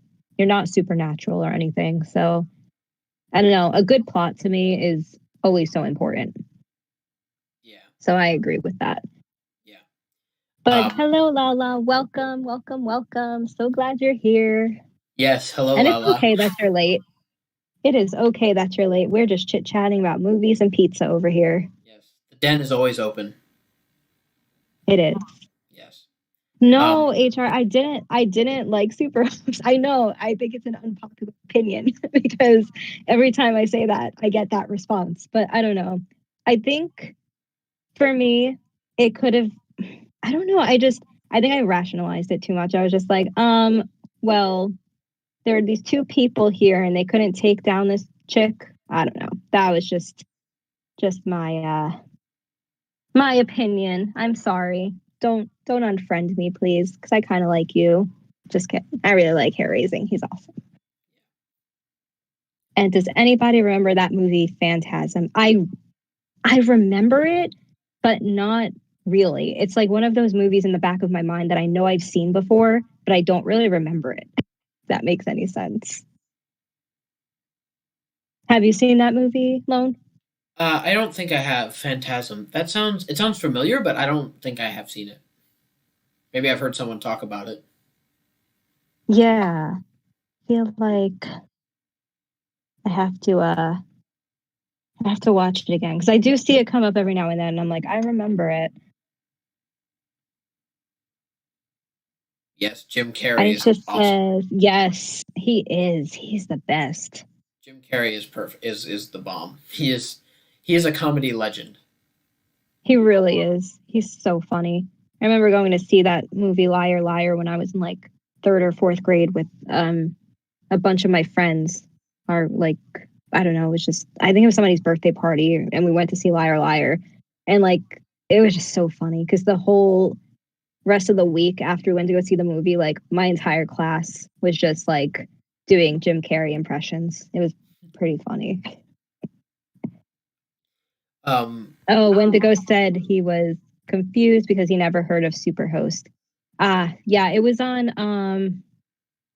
I think it was on Shutter. HR, was that right? I'm pretty sure it was on Shutter. But I think it was a Shutter original, if I'm not mistaken. I don't have Shutter, so I don't. I've never seen it either. Um, I don't have that Yeah, many types of platforms like that allow me to watch movies and TV shows.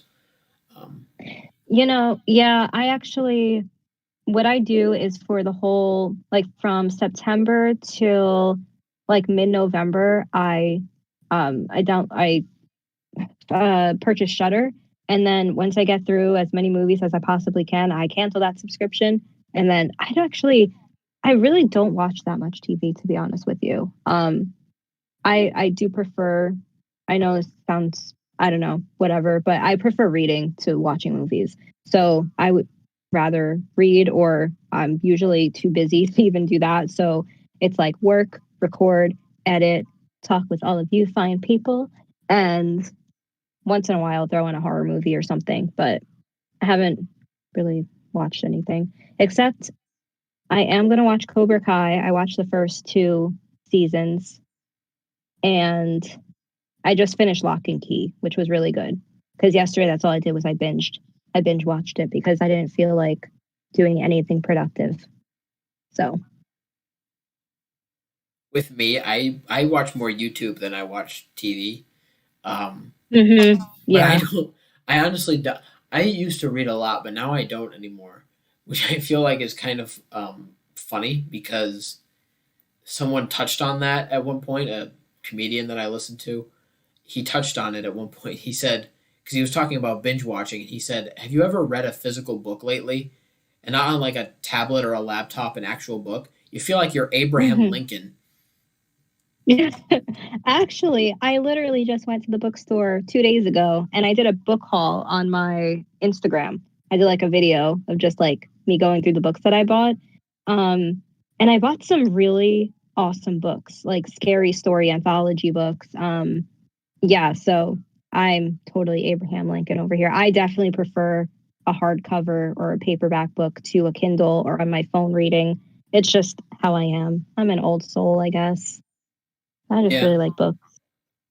I I'm an like the old smell soul. of books. Yeah, the smell of books. I'm an old soul too, but in the form of music and old TV shows. Nice. Yeah, I like the old TV shows where like it was more realistic than the TV hmm shows today because I feel like the TV shows today are like so like I don't know. I just feel like they're so fake, or like cheesy, especially like shows that like Disney Channel makes. It seems like I mean I don't really watch those anymore because I've lost interest, but hmm it seems hmm like they're going like way too sci-fi at this point, you know.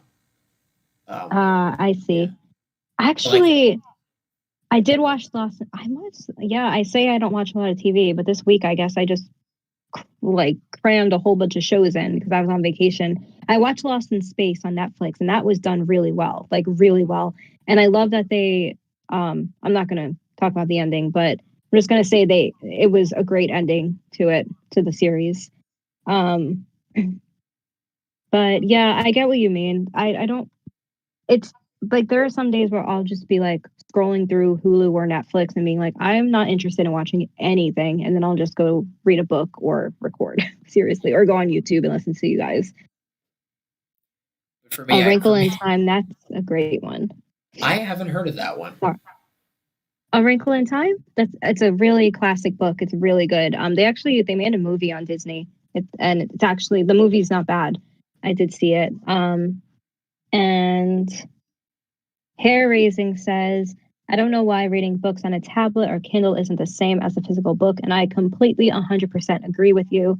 Mr. Dreadful, like we went to the bookstore the other day and he's like, you can just like download these books on your phone. And I gave him the most dreadful look, we'll just say. I just gave him a look like, no, it's not the same. It's not the same. But yeah, I really do love a good book. Yeah. So I have a lot of reading material. I bought 4 books because I don't know, I just went crazy. I was like, I want all these books, but they're like anthologies, so they're short stories within the book. So so we'll see how they are. For me, but like for me, it's mostly TV and YouTube. Yeah. But like, I'm like an old soul with those types of things. Like if you were to ask me what my favorite TV show was, like what's yours? If you have my favorite TV show, ooh, that's hard. Well, I would say actually when I was younger, I actually go back and watch the show a lot. It was Charmed, the original one, not the new one, because the new one kind of I don't like the new one. But the original Charmed, I absolutely loved. Sex in the City was my show. All throughout my 20s, I wanted to be Carrie Bradshaw, so I love that show. Buffy was one of my favorite shows. Man, it's like I feel like a lot of my favorite shows are from the 90s, to be honest with you. I'm showing my age. Yeah, some of my favorite shows are from the 90s too. Yeah, I mean, like you said, they just did stuff like I don't know, they just did stuff really well in the 90s, like show wise, I feel like. But yeah, Charmed was definitely one of my favorite shows for sure. But right now, Lock and Key actually is up there. It's a really good show on Netflix. I watched they spaced it out way too far. That's the only thing. I couldn't remember a lot of it. So they did a recap, but throughout the show we were watching it yesterday and like Mr. Dreadful kept asking me, he was like, wait, when did that happen? I was like, oh yeah, I think that was season 1. Or oh yeah, that was when they did this and that's what yeah. So there was a lot of that. And also another good show that I watched on Hulu is called The Great. It's about Catherine the Great. It's so funny. It is like they put like a comedic spin on Catherine the Great and Peter the Great. It's quite funny. I recommend it. That's cool. Oh, Fearsome says, gonna be 31 very soon. Hey, I'm gonna be happy birthday to you, Fearsome. And I don't even want to say how old I'm going to be, but my 30-ish birthday is on January 20th. So I'll be 30-ish, we're just going to say. Happy Because birthday. I don't want to say how old. Thank you. I'm excited for it, I guess. Fearsome, when is your birthday, if you don't mind me asking? I wonder, are you a Capricorn or an Aquarius?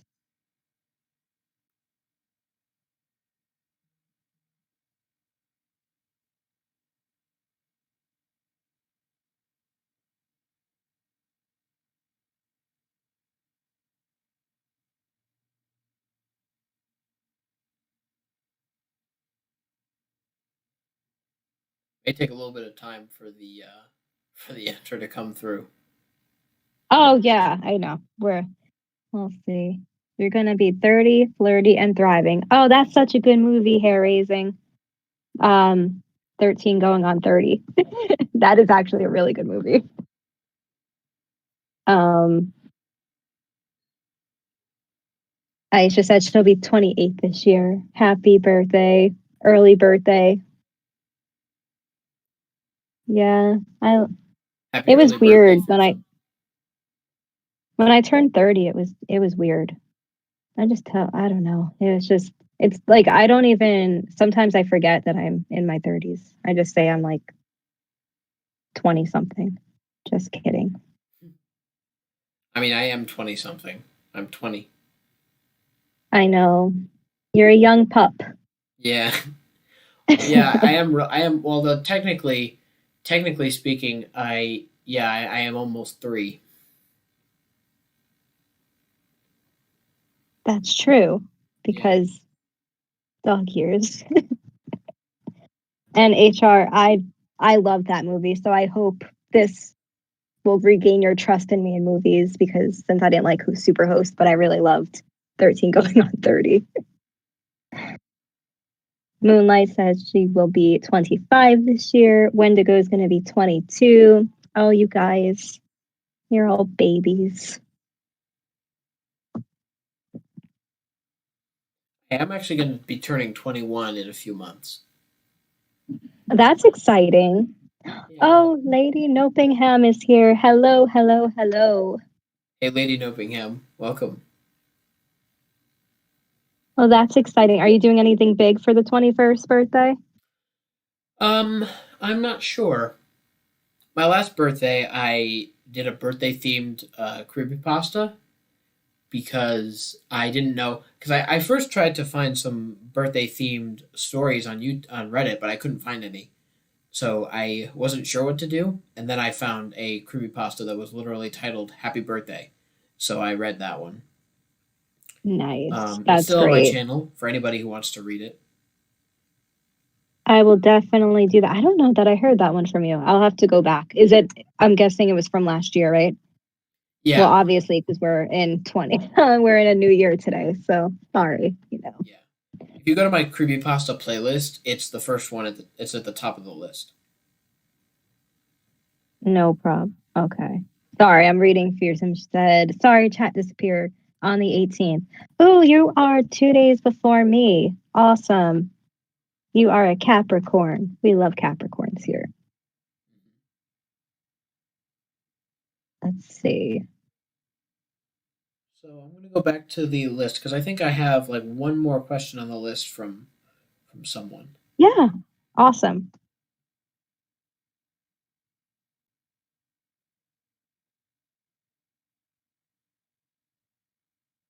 So I think one question that I was given is let's see.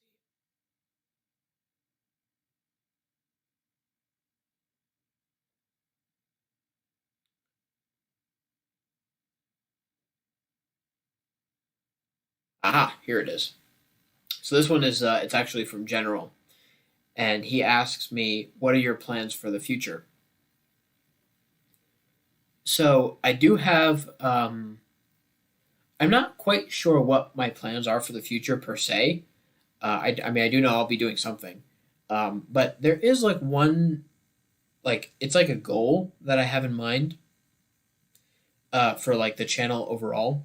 If you go to my channel and then you go to the channels section, I have all the channels that I'm subscribed to and my that Lone Wolf is subscribed to listed there. It's like a very very long list of channels, and it's not fixed in any way. It keeps growing, um, and I made it. It's a goal of mine to by the end of my YouTube career to have collaborated with all of them.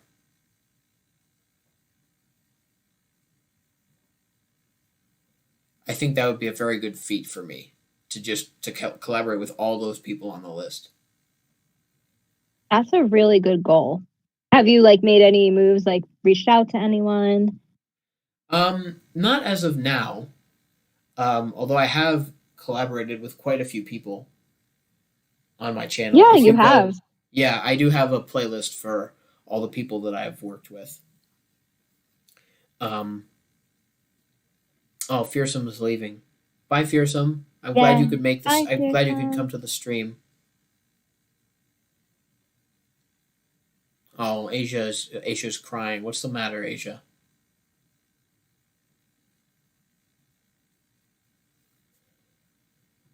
Um, but yeah, it was like it was like a little bit more realistic when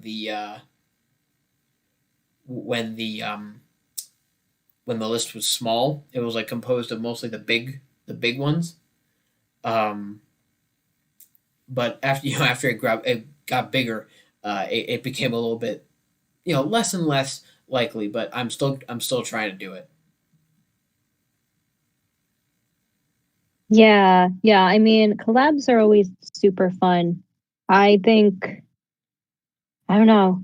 I have quite a few people that I want to collab with. I took a break from collabs for a little bit, just because October was so, I don't want to say it was overwhelming for me, but it was the first time I did like 13 videos in a row every single day.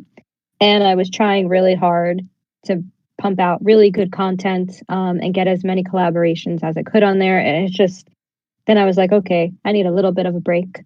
So um, I took a break from that, but then I think I'll probably sprinkle in a few collabs here or there this year. Yeah. And HR, I will be like my mentality, while my goal is to collaborate with everybody on the list at least once, I'm not the like one and done kind of guy.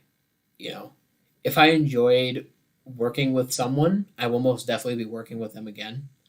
Um, and yeah, like I know like a lot of like we do that, because we all work together. So yeah, I will definitely be having like people come on more than once. Um, but there are some people that I may only have on once because they work with me and then they like we don't talk anymore, or they stop posting on YouTube or whatever.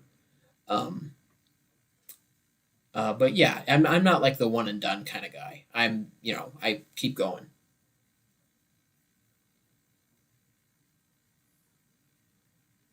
Oh, don't be sorry, Aisha. We're here. Seriously, we're a community. We're here to help you.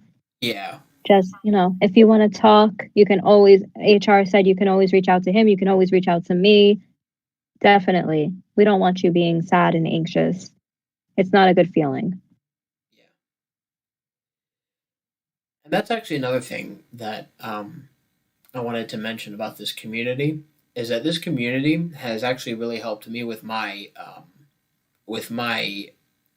self esteem, because I Hmm. feel like when I first like before I became a horror narrator, I feel like for the longest time, I like I said, I'm a very shy person, and Hmm.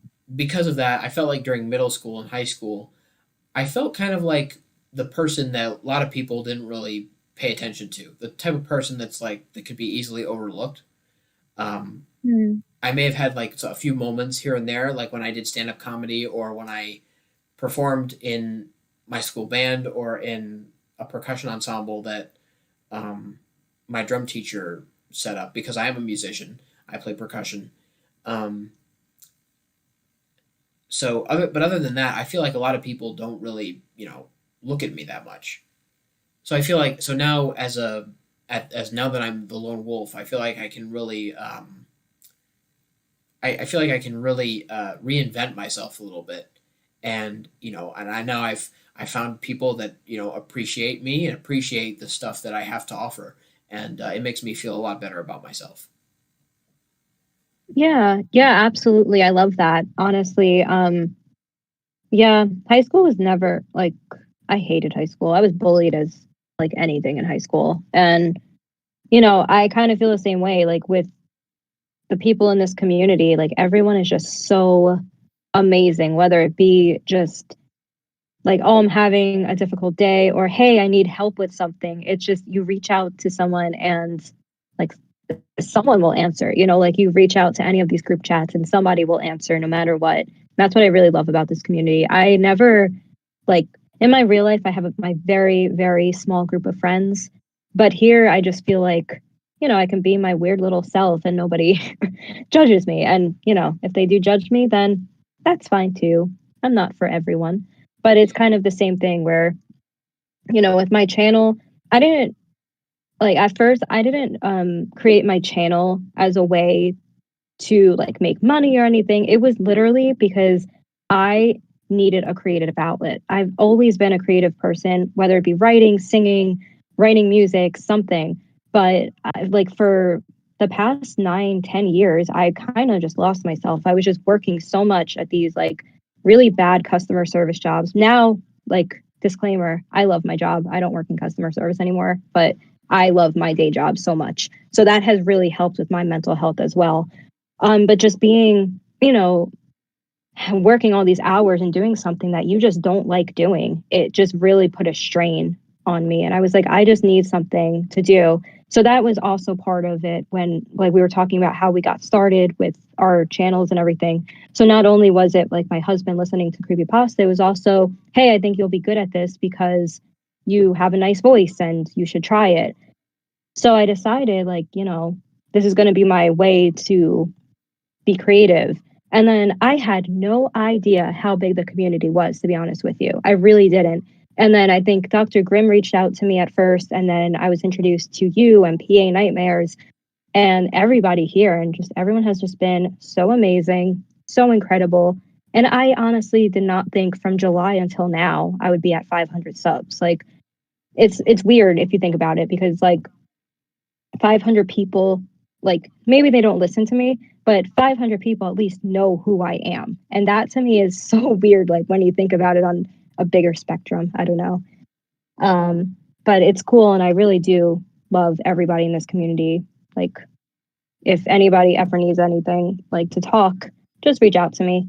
I try to get back to everyone, but I do have a full-time job too, so that sometimes I turn my notifications off because I get very stressed with like trying to handle too many, Twitter, Discord, all of that. But I will answer you for sure.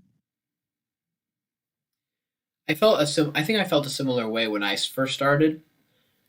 Although Mm-hmm. I'll be honest, when I first became a horror narrator, my like I was kind of like just trying it out just to see. Although, but my like there was a part of me that wanted the fame and the fortune that came from being a narrator, like, because I wanted to have people who genuinely liked me. Um, Mm-hmm. I was never bullied in school. It wasn't bullying mostly. It was mostly just like, not really being in a friend group, because where I live, Mm-hmm. a lot of the people there can be kind of exclusive with their friend Mm-hmm. groups. So, so yeah, I just wanted people to notice me, really, and Mm-hmm. well, notice me more. And yeah, I knew that YouTube, a lot of people who do YouTube, it's like an actual source of income for them, and I did want that. Mm-hmm.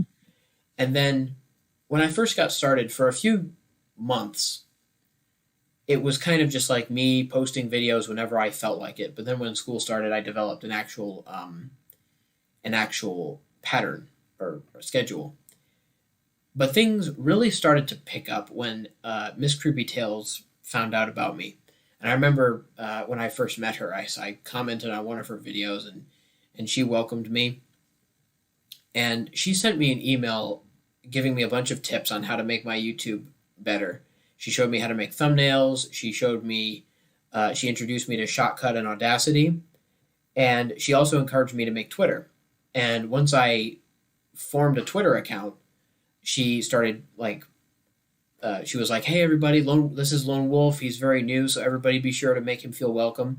And and I said this to her, and I said this to a few other people. If you guys aren't a Marvel fan, you won't understand this, but I wasn't sure how I would feel, how you guys would welcome me. I kind of felt like you guys would treat me. I was afraid you would treat me like Spider-Man in the Avengers, where it's like everybody looks at him like everybody would look at me like, who's the new guy, you know? Mm-hmm. So like you're not one of us. You're not you're too inexperienced, or like you're too small, you know. But no, you guys were like so welcoming. You guys were like, "Hey, welcome to the community." Like what like we're here to help you, and stuff like that. And a lot of you guys started to come to watch my videos, and yeah, it just took off from there. I met a lot of really good people. Yeah, yeah, absolutely. And it's like I said, like at first, like I did start it just for like, my creative outlet. And then like everyone's just been so, like Aisha said, like so encouraging and everything. And now it's like, well, maybe I can make a living off of this, or at least some form of income. But it's really fun. And just I still love doing it. I mean, it's like when I come into my little studio, literally, I just I just feel my happiest, to be honest with you, except when I'm with my pets and my husband. But, other than that, usually Yeah, when I'm happiest, in my studio creating something. yeah.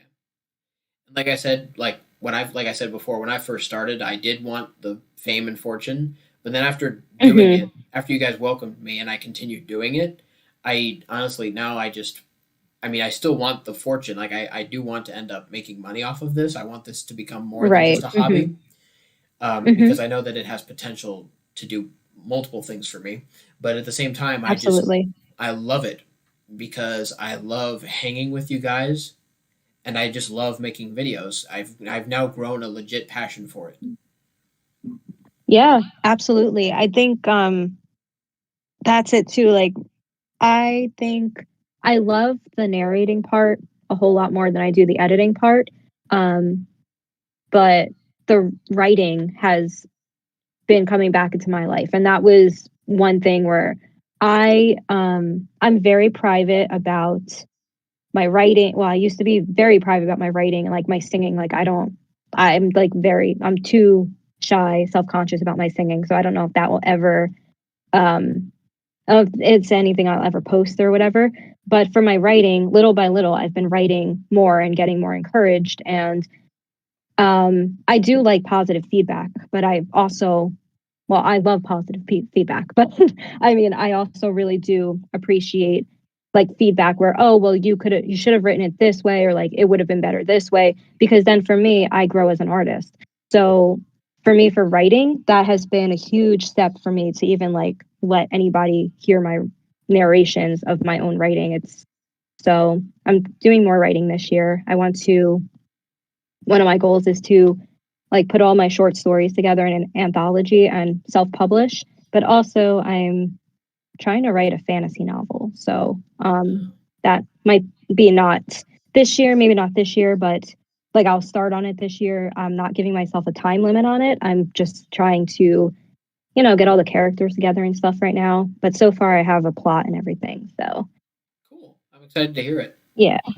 Yeah. It's gonna be a little bit different. It's gonna be like a horror fantasy. So yeah, we'll see. We'll see where that goes. But right now, it's just in the very early stages of plotting everything out and, making up not funny names, but like good names for my characters. That's always names and places are always like hard for me for some reason. But Yeah. But yes, going back to creepy what Cody, you you should. yes, you should make more Sorry. videos, Creepy Cody. I actually would like to hear what you sound like as a narrator. But going back to what you were saying before, I always appreciate constructive criticism. And I remember there was actually one person who messaged me on one of my videos, one of my earlier ones, and she said, "Lone Wolf, I want to give you some constructive criticism, but I don't know how you will react to it," or something like that. And I Mhm. said, "Well, I always accept constructive criticism about my performance. I need it. How else am I supposed to grow as a YouTuber?" But at the same time, if you actually give me constructive criticism that is in good taste, then I will of course accept it. I don't want just a bunch of insults. I don't want like Right. people. I don't want my comment section being bombarded with comments of like, "Oh, like you suck," or "You're not fit to be a narrator," or Hmm. all that stupid stuff. Hmm. Like Hmm. those are the comments that I end up deleting because I honestly don't like seeing my comment section cluttered up with all that stuff. Um, Yeah. Yeah. but yeah, no, Yeah. I like the Honestly, constructive criticism. absolutely. If like there was one comment I had, which was like a really good comment, it was on um the shy one, the one that I wrote, one of my earlier ones that I wrote, and someone said like, "Oh, I really like the story, but maybe like you should have taken out this part because it didn't really have to be in there." And like I understood completely where they were coming from, so I was like, "Okay, cool, thanks." Like I'll take that into consideration like next time I write a story, like maybe not to go so far into something. I don't really remember what exactly the comment was, but I didn't get mad about it. I was like, that's a really good point. And then I brought it up to my husband. I was like, what do you think? Like, should I have taken this out? And he's like, well, it works both ways, but I get what he's saying. So I really do take that feedback and I go with it. Like someone had told me, I don't like that your videos are pulsating too much, and I didn't realize that there is a way you can fix that. So I figured out, okay, so instead of like pasting the photos. You kind of like I use iMovie for my my software, but it's like you just kind of drag it instead of, so it's not like pulsating and not annoying. So I took that into consideration. I fixed it. Or someone, I think you were the first one to tell me like, hey, like the background noise is too much. And then you helped me actually figure out how to do that in Audacity. So, Yeah. I take my feedback and I go with it. So It's a shame that didn't work out though with Audacity. yeah, I'll see what's going on with it. Like I said, it's like that weird clicking thing I have to figure out, but hopefully my video tonight doesn't sound different. I don't know.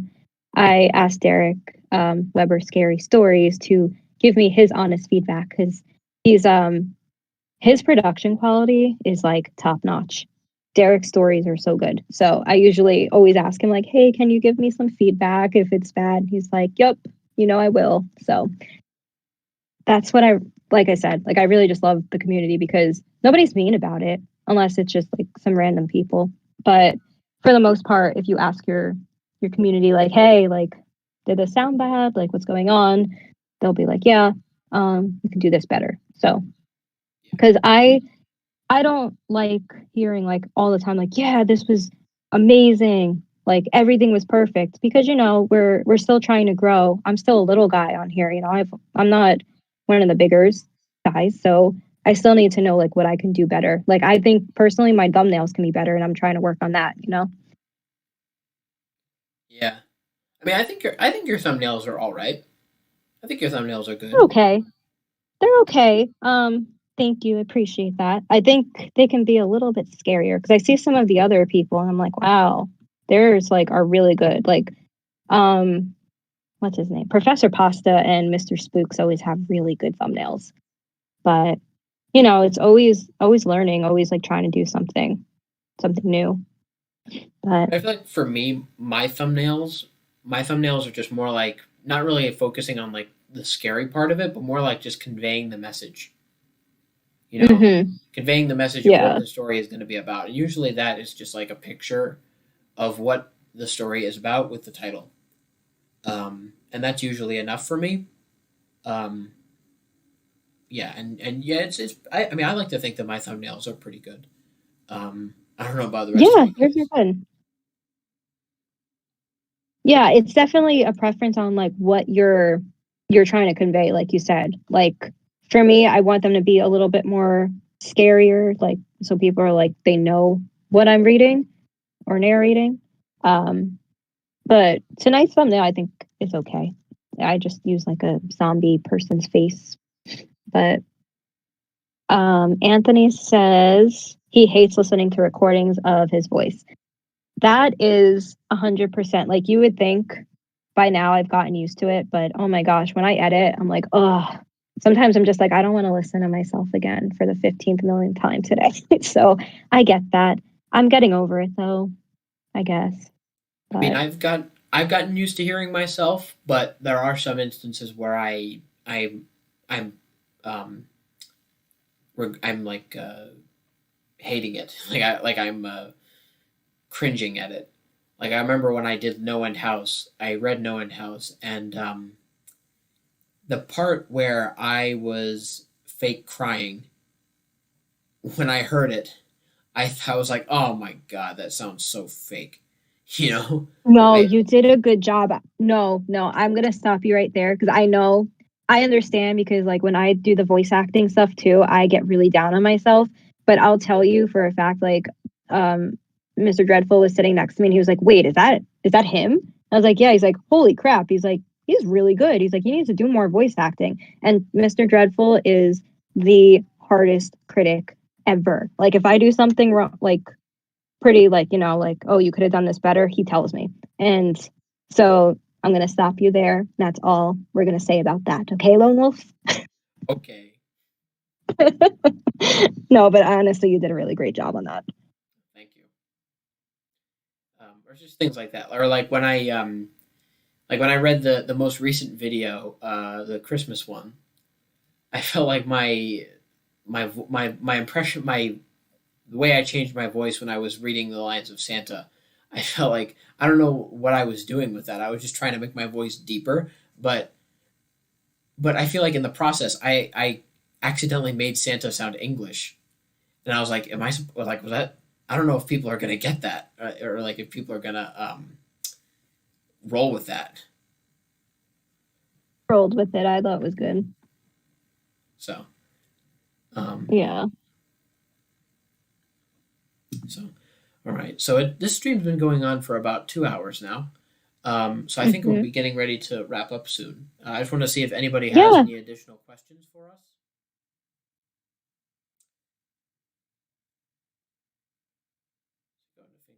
That's good. Enjoy your dinner, Lala. Yes. Enjoy your dinner. Thanks so much for coming. We appreciate you all coming to this stream. Um, I appreciate it very well because this is a big milestone for me, and I really enjoy and I really appreciate all of your support. So I just want to see if anybody has any additional questions for me or Danie.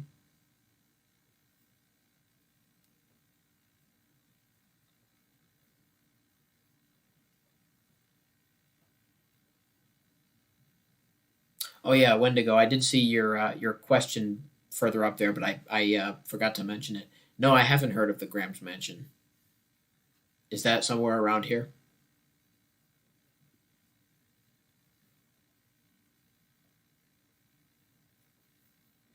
Thanks, Asia. I appreciate your support. Um, Creepy Cody just asked if we have any new vids coming out. Yes, I have one coming out in 15 minutes, Cody. I'll probably have mine come out next week. I'm probably going to read, spoiler alert, I'm probably going to read a small creepypasta that I've heard. I actually read it before on my channel, but I ended up deleting it because I wasn't sure if I could use it. Because back then I was kind of ignorant of the rules. The creepypasta is called The Smiling Man, and I'm going to try and bring Oh, it good back because one. I found that I could read it on the wiki, so I'm going to bring it back. So I'll be doing that next Sunday. Nice. What is something that content creators should avoid doing? Um, I don't know. I mean, I guess what content creators should avoid doing for one thing is just like if you're using someone else's work. This is more like what someone should do rather than what someone shouldn't do. Um, if you're going to use someone else's work in like as an addition to what you're doing, make sure that you always credit them. Because whenever I make videos, I always make sure to credit every single thing that I'm doing in the description. I make sure to touch on everything because I know that copyright can be a real pain in the rear end, and I don't know how far that like people are willing to go with that. But I feel like copyright could get someone just for the simplest of mistakes. So whenever I make a new video, I always make sure that everything is um, touched upon. Like if I read a creepypasta, I link the creepypasta in the description. I make sure to credit it. I make sure to add the proper license. I make sure to give a shout out to the music artists that I use tracks from. I list the websites that I got my pictures from. Um, I list my intro, which I got from Dodge This 82. I really appreciate her giving me that. I always make sure to leave a link to her channel in the description, as well as like the specific components that's made up of the intro. Um, and yeah, and so far I haven't gotten any problems. So I like to think that I'm making all of the right choices. But yeah, if you're going to yeah, so if you're going to use someone else's work in your own project, just make sure that you credit them properly because if you don't, they might not be happy. I agree with that. Yeah, absolutely.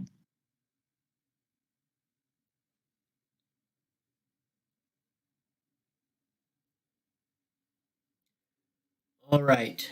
So if no one has any other questions, I think we're gonna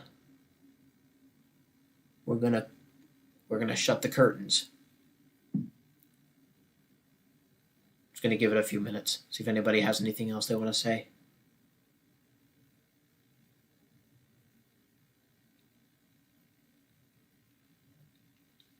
Yeah, well, this was super fun. It's actually giving me some whatchamacallit, some, I guess encouragement is the word, to do a live stream on my channel too. So Yeah, and it also gives you a little bit this of is fun. experience. Yeah, yeah, definitely. Because I was on Traveler's Tavern a very long time ago. And that was really fun. But this is cool. Yeah, I was on that too. All right. At least I think that was what it Yeah. was. I know I was on the Nevermore Yeah. Collectives, but I don't know what show. Yes, yes, yes. That's what it was. Yeah, Traveler's Tavern, and then they have Grave Matters on CCG's channel. So yeah, I was on Nevermore. All right, so Dexter said good night. Good night, Dexter. Good night, Dexter. Thanks for Bye. coming. Bye, Cody. Bye, Cody. All right. All right, Lone. I'll let you So, take it away then. all right. So thank you so much for joining us, Danie. I really appreciate you coming on and being my first Yeah, guest. it was super fun. Thanks for Yeah, it inviting was. me. Thank you. Thank you for accepting. I hope you have a good rest of your day, and I'll be sure to come to your premiere in a few minutes. Awesome. Sounds good. I'll see you there. Bye, guys.